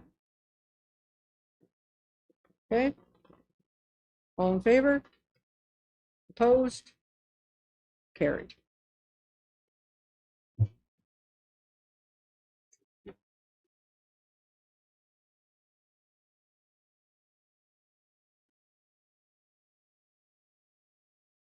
Okay, so we do have a motion, another one, that the Township of Perth East Council held a statutory public meeting pursuant to Section 34 of the Planning Act with respect to the zoning bylaw amendment Z13-2024, and that Perth East Council denied zoning bylaw amendment Z13-2024 affecting lands described as Lot 20, Part Lot 73, Registered Plan 547-363, Milverton Ward, Township of Perth East, municipally known as 12 and 20 Cobalt Street, to rezone the subject lands from residential zone 1, R1, to residential zone 2, R2, special residential zone 2, R2-16, and special residential zone 3, R3-12. So we're denying the zoning bylaw. We have a mover and seconder, moved by. If I may, Question, okay? I'm just looking at this. The first part of the resolution before the end is that township held the meeting, blah, blah, blah. And then the second one is kind of the nuts and bolts. I'm wondering if they should be I'm feeling they should be two separate motions possibly. It's kind of, doesn't work together well because we did hold a public meeting, right? But maybe the other part is kind of proven principle. So it's two separate items, right? So I think it'd be appropriate maybe to separate those two. Well, I'm gonna look to Jeff a little bit around this. The zoning bylaw is proposed as it relates to the draft plan. So the intent was never to actually address the zoning until the actual subdivision is approved. So my opinion is that council does not need to address the zoning piece tonight.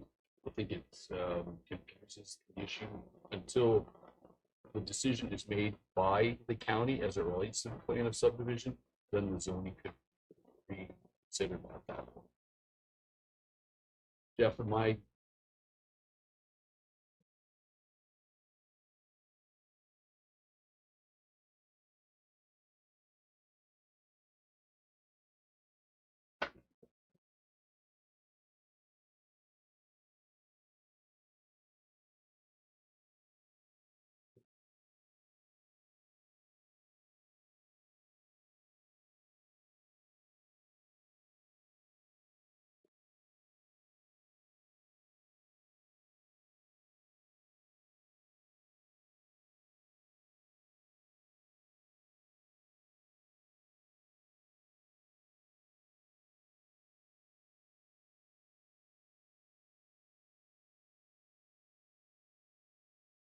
Okay, So so to Councillor McAlpine's point, I think all we want to do from a council standpoint is say that we hosted the public. okay, so we'll back up a bit and we'll just have the motion that we held a statutory public meeting pursuant to Section 34 of the Planning Act with respect to zoning bylaw amendment Z13-2024. Okay, moved by Hugh, second by Jeremy. All in favor? Carried. Oops. I'm sorry, I cannot take any more questions from the audience.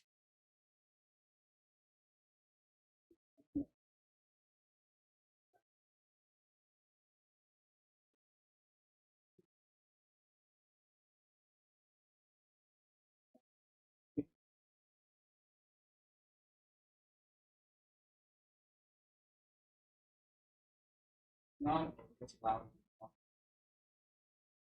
Plan. Not even the application. This is happening to you, I think that is taken. Would be something in principle when you think that. I think that's in front of us. And again, put less in the bind. What is in principle?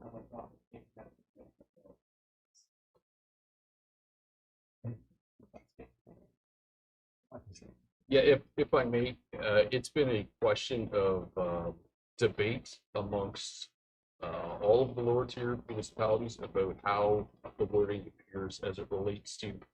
There is a lot of sense, Counselor, in having the draft plan and the zoning being considered at the same time because they are tied together. That's the reality that exists.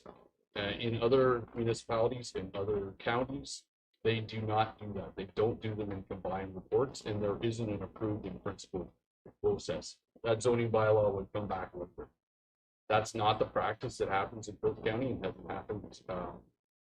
I think part of the thinking is that, yes, it gives the developer a level of assurance to move forward with all of the things that are required to get draft plan approval, including a subdivision agreement, knowing that they have, in principle, support from the local council. Because I have seen circumstances where the draft plan gets approved, gets recommended approval, and then the lower tier council at a later date does not approve the zoning, which is, in my opinion, just my opinion, unfair to the developer. If the council was not supportive, they should have been not supportive of the get-go with the draft plan. So it's a challenging situation, and planning staff are trying to find the best way forward to be consistent with the approach and also to be thoughtful to both the developer and to the local council. Okay, we're going to move on. I think we're going to take a 5-minute comfort break and then we will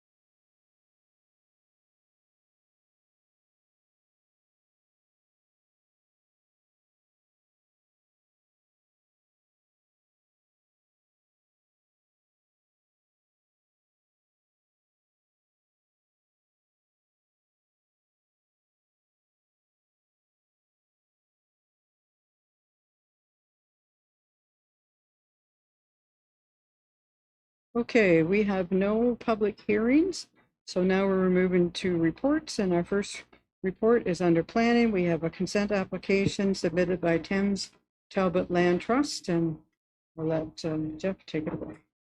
Thank you. So the consent application is B 3925, was submitted by Marcia Eberhardt for the lands known as 5063 line 39. Next slide, please.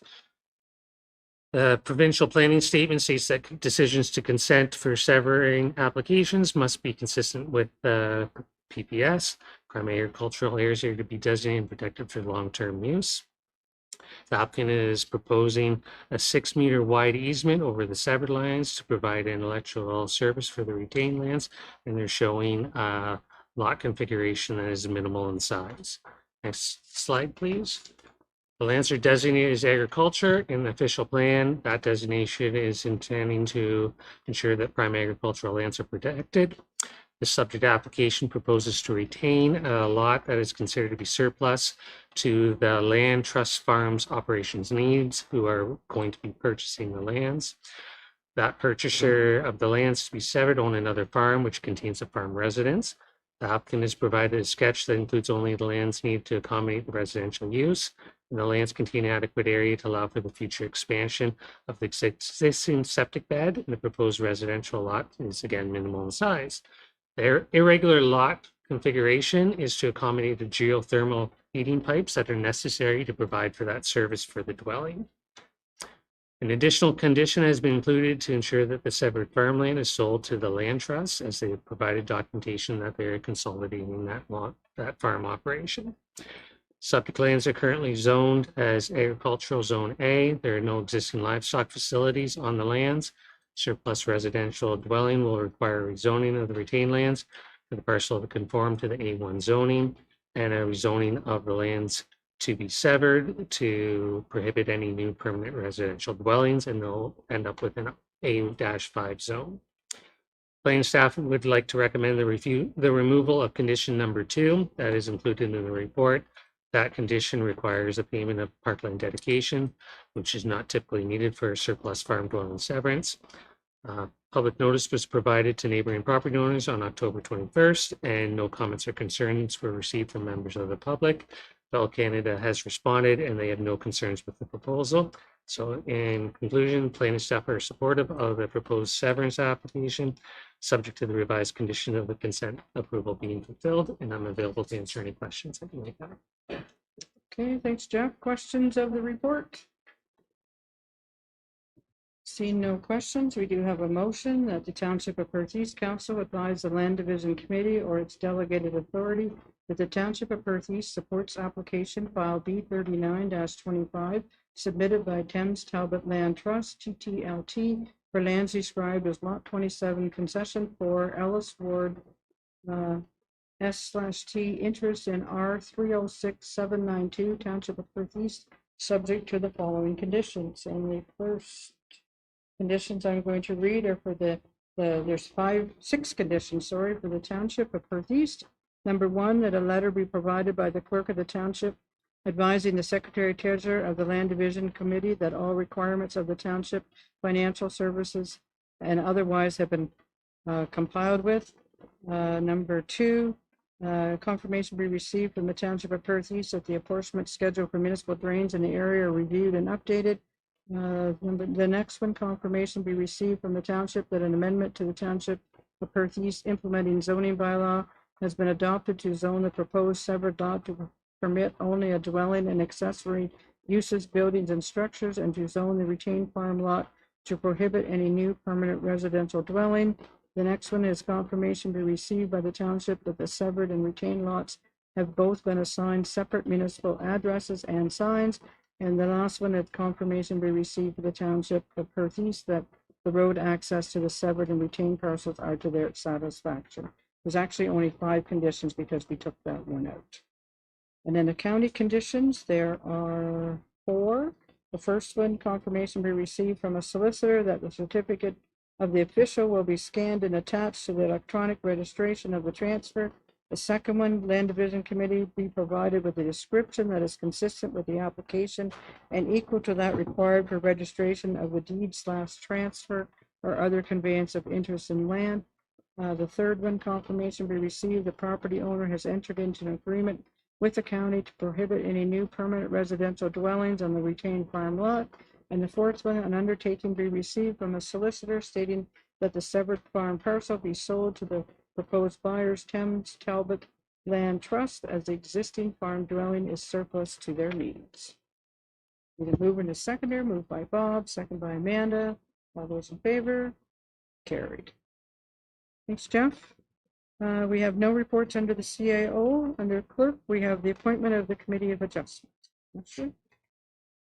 Okay, thanks, Mary. This is the yearly report to appoint all of council as the Committee of Adjustment. So through the Planning Act, if a municipality chooses to only have council appointed, not members of the public, then a bylaw needs to be read each year and then provided to the ministry. So that's been the standard practice.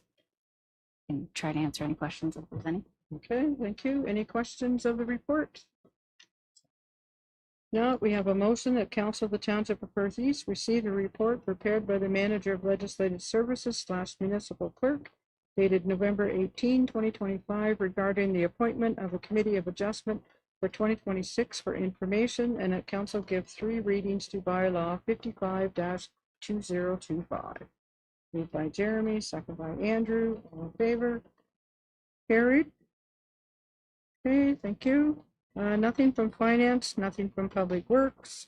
We have 2 items under building and bylaw. The first one is deferred development charges, and I'll let Mike talk about that.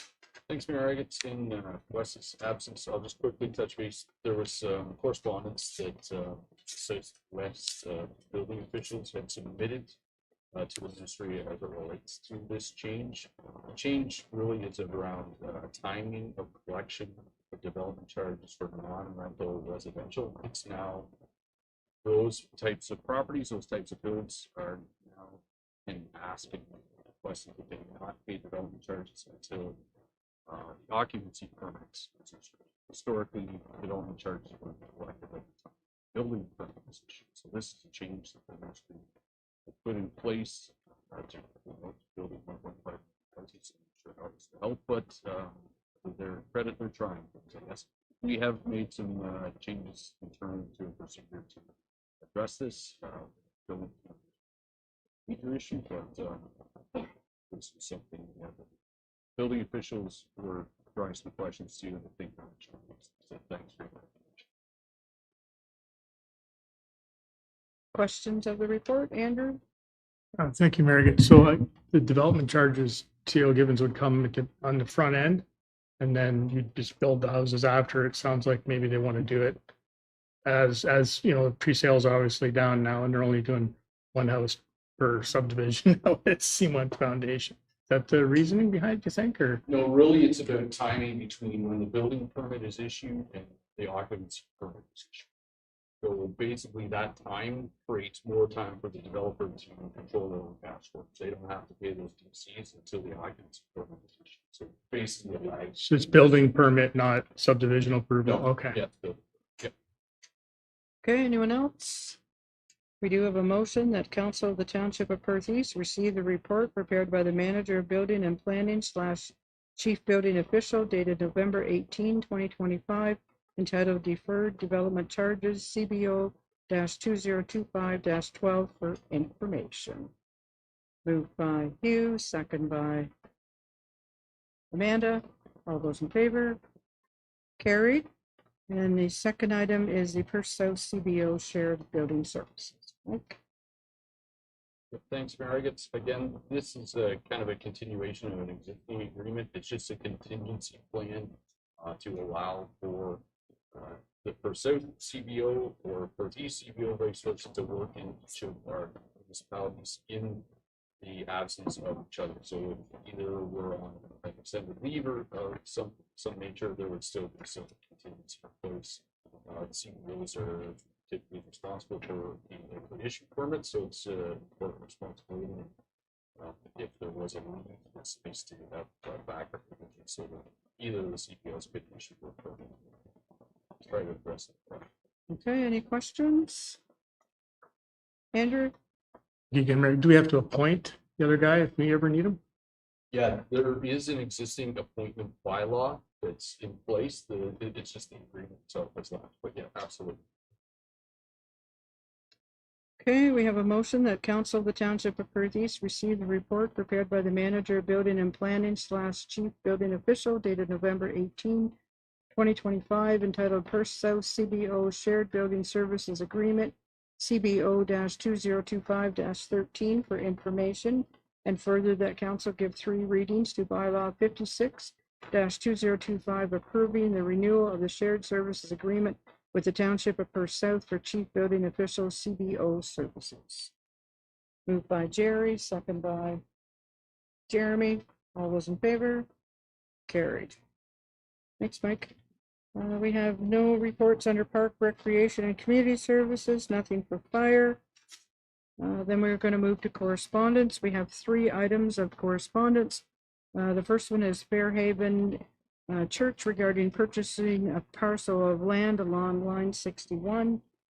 We wondered about giving staff asking staff to go back and do the, we'll have a follow-up report, but they'll get the cost estimates for legal and the surveying work done as well, just so that we don't send it back and then they bring it back and tell us we needed that and then send it back again.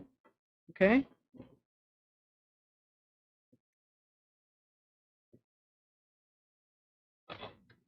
Yes.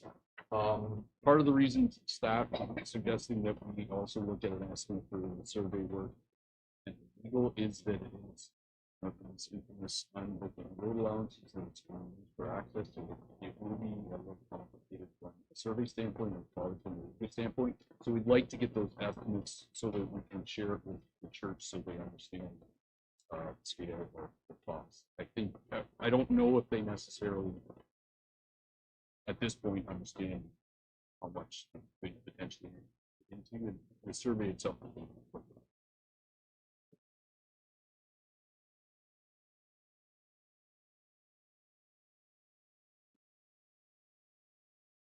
And the parcel that you can see that we're purchasing is adjacent to that road allowance, but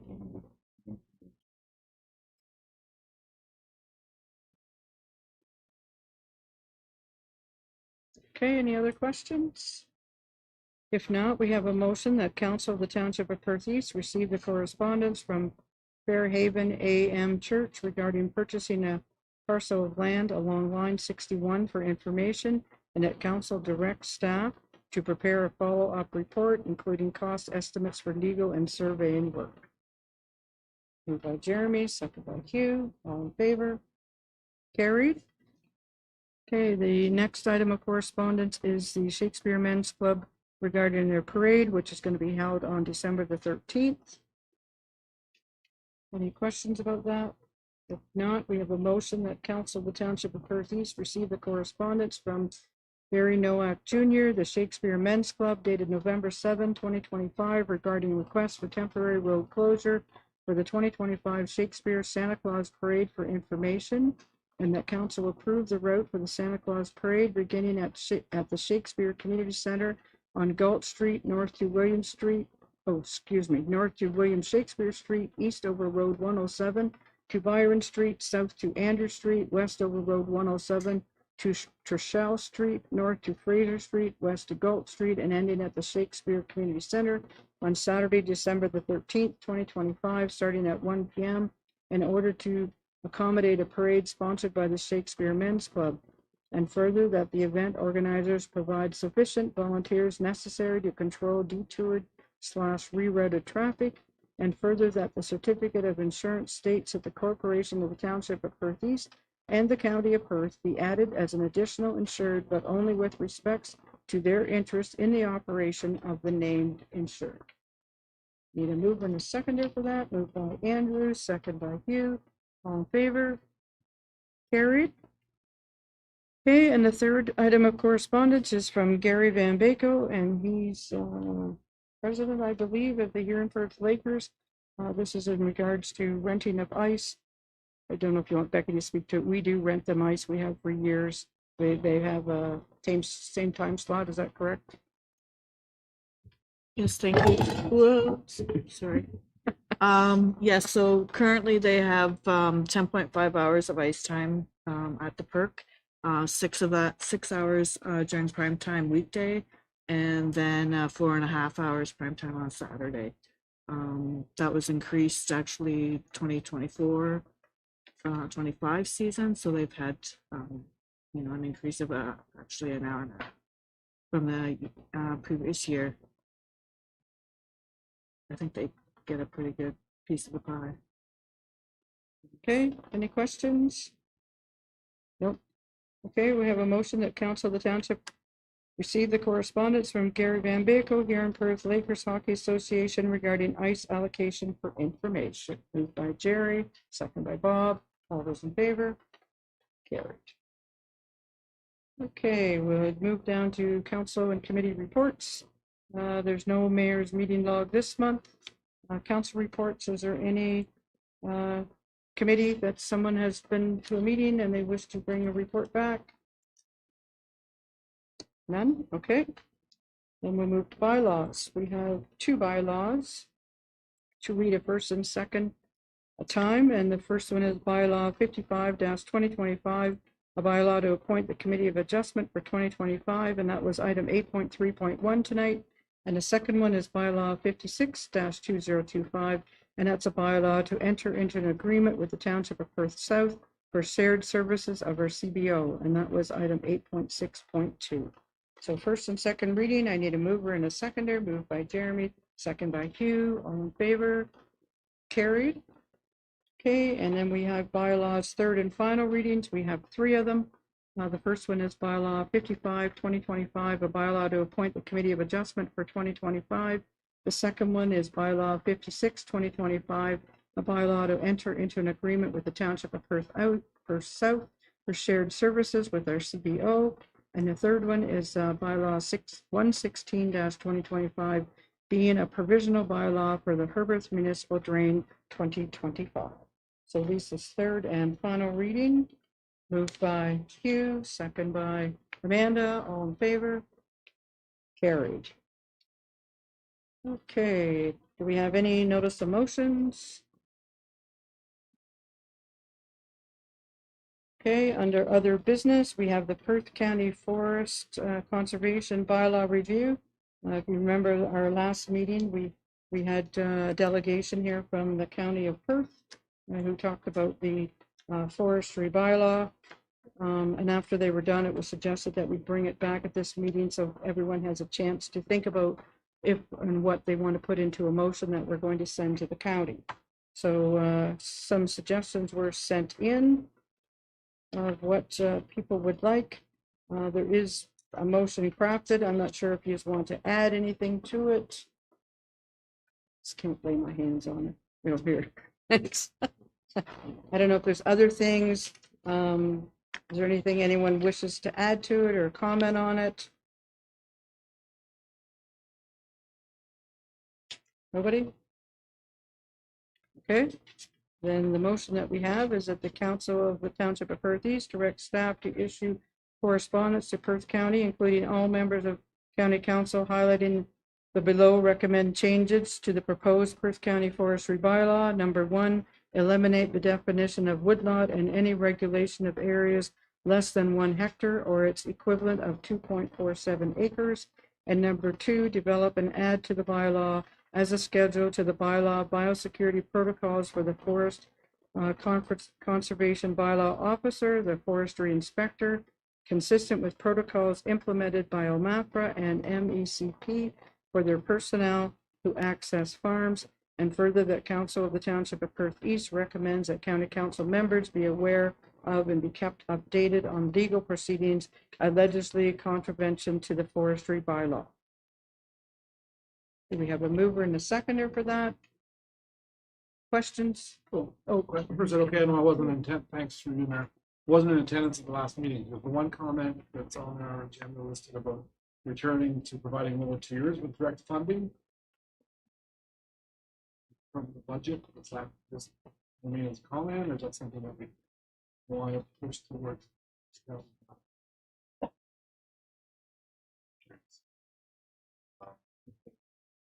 Yeah, that's. I think the last bullet in that section, the idea of turning to providing volunteers with direct funding from the stewardship budget for volunteers. At this point, the stewardship program has a community portion of that, and municipalities are eligible to apply.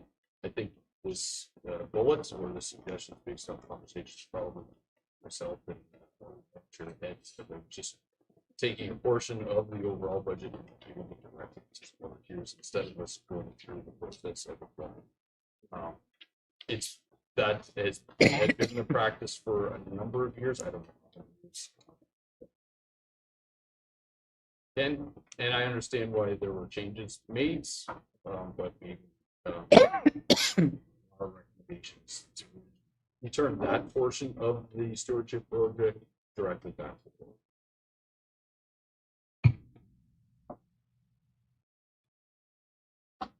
You.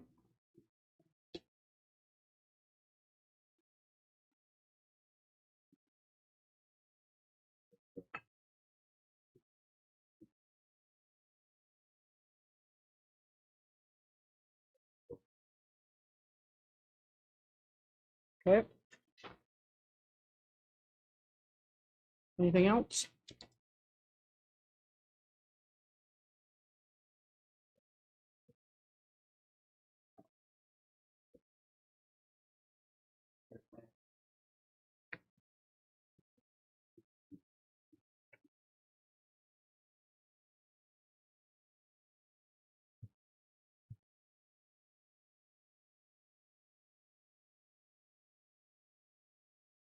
So develop a tree planting registration. What else do you want to say?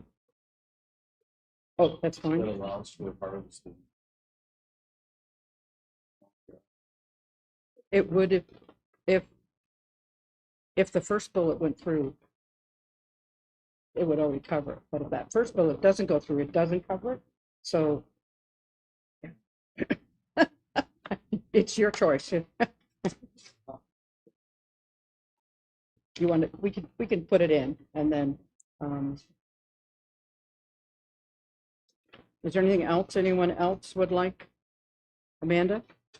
I just more so, again, I don't sit on county, so I can't provide commentary, but I just wanted to flag, so I'm comfortable with what we're suggesting. What the thing is, the one item, there was comments made specifically around prosecution, and the comments that we received from staff that night when there was a presentation is that they were alluding to the fact that it wouldn't be possible for council to be like for it to come to council before prosecution, like that there should be arm's length.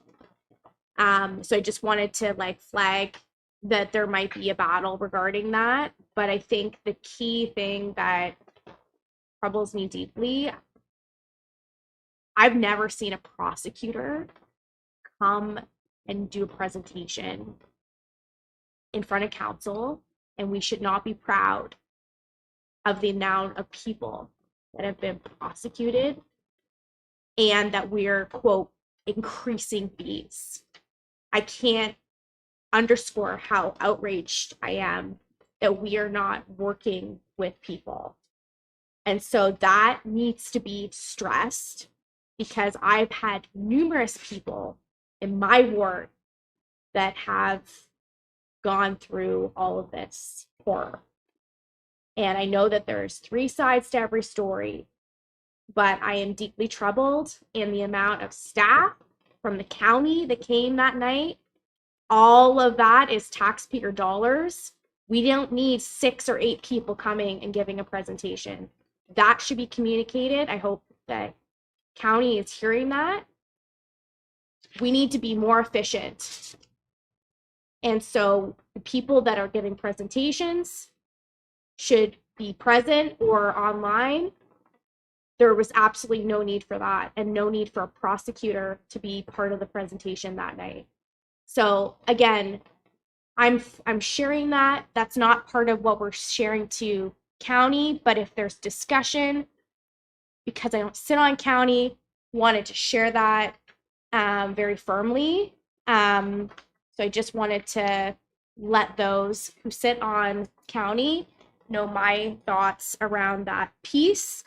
And the fact that we're hearing about these things after the fact. Like I had no idea how many people were actually being prosecuted, or the fact that we have staff that could be just driving around the township, and if they see something cool out of line, they just walk on a property unannounced. So it's just very troubling, and I hope that we can get it in hand. Okay. Anyone else? Bob? This maybe is directed to Jeff. So in tonight's Cobalt subdivision proposal, there's some trees, whether you find them as an urban woodlot or not. But it's unfortunate that in any subdivision, you just rip down any tree growth. And in a situation like that, it's not going to meet the criteria for the forestry bylaw. But if you could maintain that, it would be a benefit to the neighborhood, right? Is there any provision that you could change forestry bylaw to accommodate the urban settlement and existing trees? Sorry if I put you on the spot, Jeff. Through the mayor, I'm not sure if I want to get into the detailed design of that forestry bylaw, but for the Cobalt Street development, like we did include a provision for protection of trees because we recognize that as being a concern, and it was brought up by residents. So we wanted to make sure that those trees are either being protected, and where they can't be protected, then we can take monies or hold back money so that we can plant trees in other areas. So we get some sort of compensation for them taking down those trees.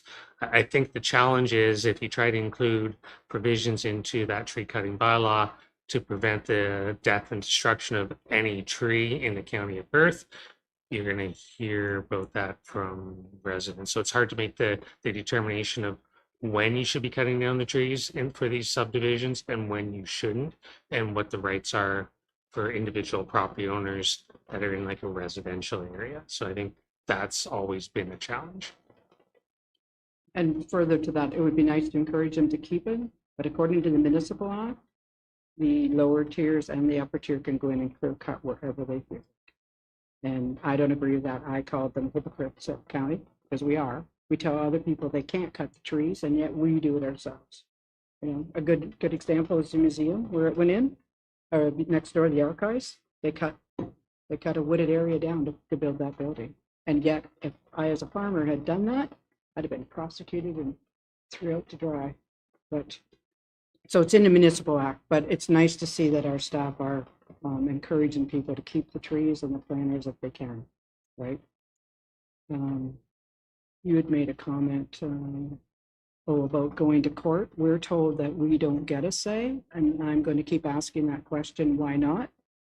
We're told that it's up to the prosecutor and the forestry bylaw officer, and I don't agree with that. I think we should be going out and talking to the people first, and and just explaining to them what they're doing wrong. I don't want to see anybody clear cutting things, but I don't think just slapping a fine is the answer. Like in Huron County, I don't know if you noticed in the news in the last couple of days, there was someone up there and they were charged $500,000. That is a little excessive. Yes, they made a mistake.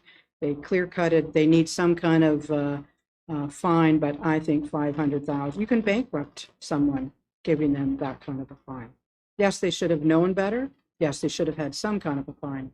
I don't agree that $500,000 was appropriate. Like at the very minimum, council, like even if it's in a closed session, should be made aware.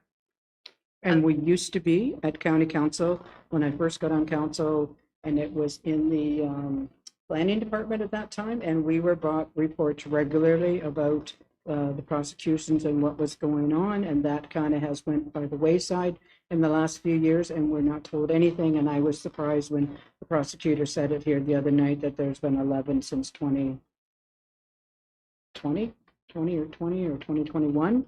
And county council knows nothing about them. And the only way we find out is if the ratepayers happen to call us and tell us. I know some of the people now that have been there, and I know some of them that are there now only because they've called me, but not because we're told. But I agree, council needs to know. We hire the prosecutor and the bylaw officer on contract. So maybe we Like can, how much, like, I mean, again, this is inappropriate for me to be asking, but you guys should be asking this at county, like, how much have we, like, how much does it cost to pay the prosecutor and the bylaw officer versus like all of these fines and everything else, right? Like, I think they have talked about the finances and that was brought up here that night. I think Jeremy asked questions about the fines and where that money's going and I'm hoping that. but county not just staff- the fines, like we're paying people to Yeah, do well, this. I'm hoping that's part of the report that they bring back, what we're paying the staff and what it's costing to go to court and what the fines are and is there a balance or not? You know, just so that we know. And right now, those things might be in our budget, but sometimes they're pretty hard to pick out because we don't get line by line all the time. So, Because I mean, I mean, I need to have more conversations with colleagues in other jurisdictions, but like I've never heard of it as extreme as it is with us. And the other thing that is, again, this is a commentary piece, the fact that the way it's written now is beyond the scope of what the province dictates. Anyone in the province would probably view that as municipal overreach, right? Like it's a bit of a concerning thing as well.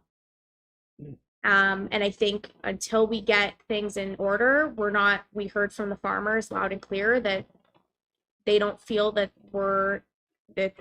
they're in a safe culture because of the way things are currently done and the way that those who we pay to represent the township conduct themselves when they interact with the public. Mhm. So that needs to be loud and clear when we go to county. okay. I have one question before we have 4 conditions now. One other condition, and I'm not sure if you would want to put this in, but when there are dead trees falling down and a farmer pushes them back into a bush, he is fined. And I'm wondering if we should ask that that be taken, that, like, they're saying right now, the way the bylaw reads is that they're killing the little trees in the bottom of the bush, in the floor of the bush. And that's why some of the farmers have got prosecuted. In the edits that the farmers submitted, did they address that bit? Who, The night that we did the Right. presentation, they had their own, because like the other, and again, I don't know how people are feeling. The other way you can do it is you can literally just say to the county, we need to take a look at what the farmers have submitted. Like they made their own suggestions as well. right. Right? Like that's a cleaner. So the process now is on the 10th of December, there is to be a public meeting with the public and the county making a presentation again. And then after that, I'm hoping that county council can be brought there and county council can decide how they want to move forward. Do we want to take some of the suggestions that people have brought to us? How do we want to incorporate them into the tree bylaw? What do we want? What don't we want? And then staff take it away and staff can bring it back. That's what I'm hoping for. I'm not saying that's what's going to happen. I'm not sure what happens after the 10th. I don't think we've been told. We just asked for this public meeting to happen and to come to the lower tiers. And then after that, I think we need further discussion at the county, how we're going to proceed. Like have we engaged or has the county engaged with the local farm organizations, or is it those farmers that are doing it themselves? The farmers are doing it themselves. You.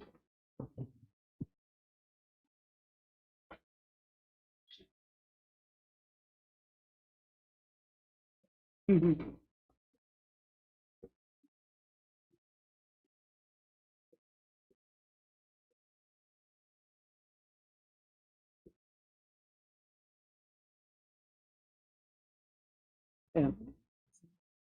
But that's what some farmers are being prosecuted for.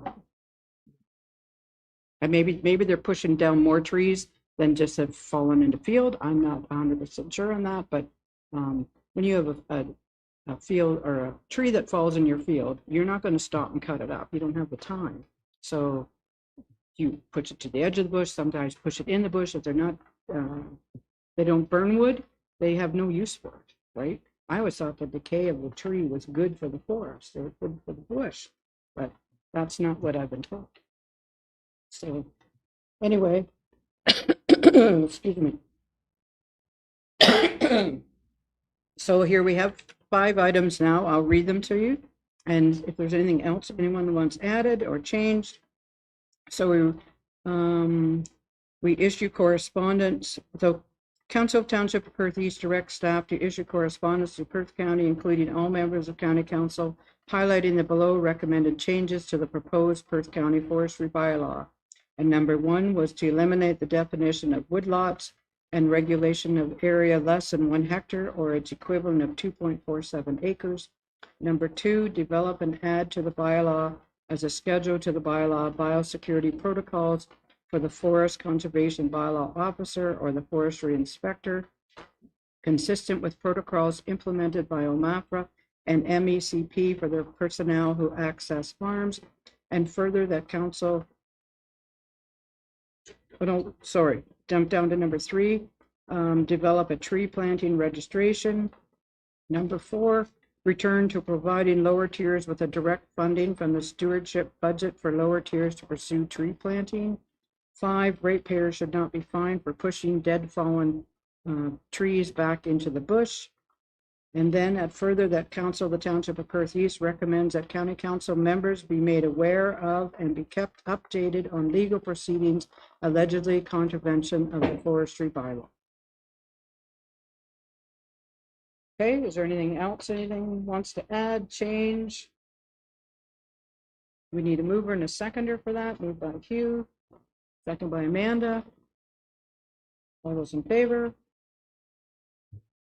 Carried. And okay, so we will try to convey your comments to them at the county and see where that lands. Hopefully, all of you will come to the night of the open house on December the 10th and make your comments made known that night as well.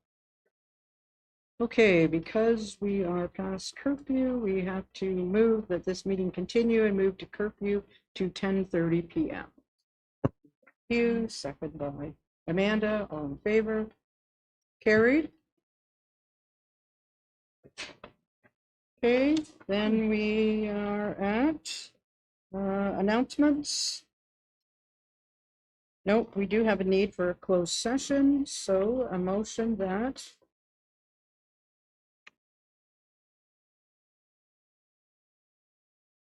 that the regular meeting of council of the Township of Perth East be temporarily adjourned at 9:58 p.m. to permit the holding of a meeting in closed session for the purpose of personal matters about an identifiable individual, including municipal or local board employees. Excuse me, moved by Jeremy, second by Hugh. All in favor? Carried. Okay, thanks everyone else. You enjoy the rest of your night.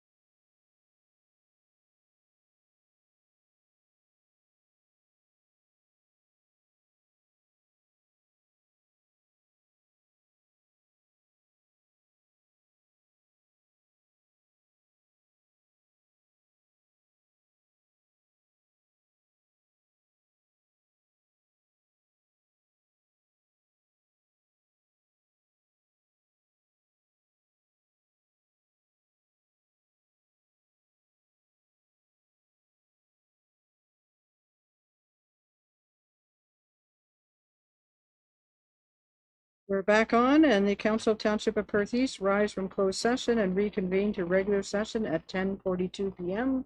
Moved by Amanda, second by Bob, all in favor, carried.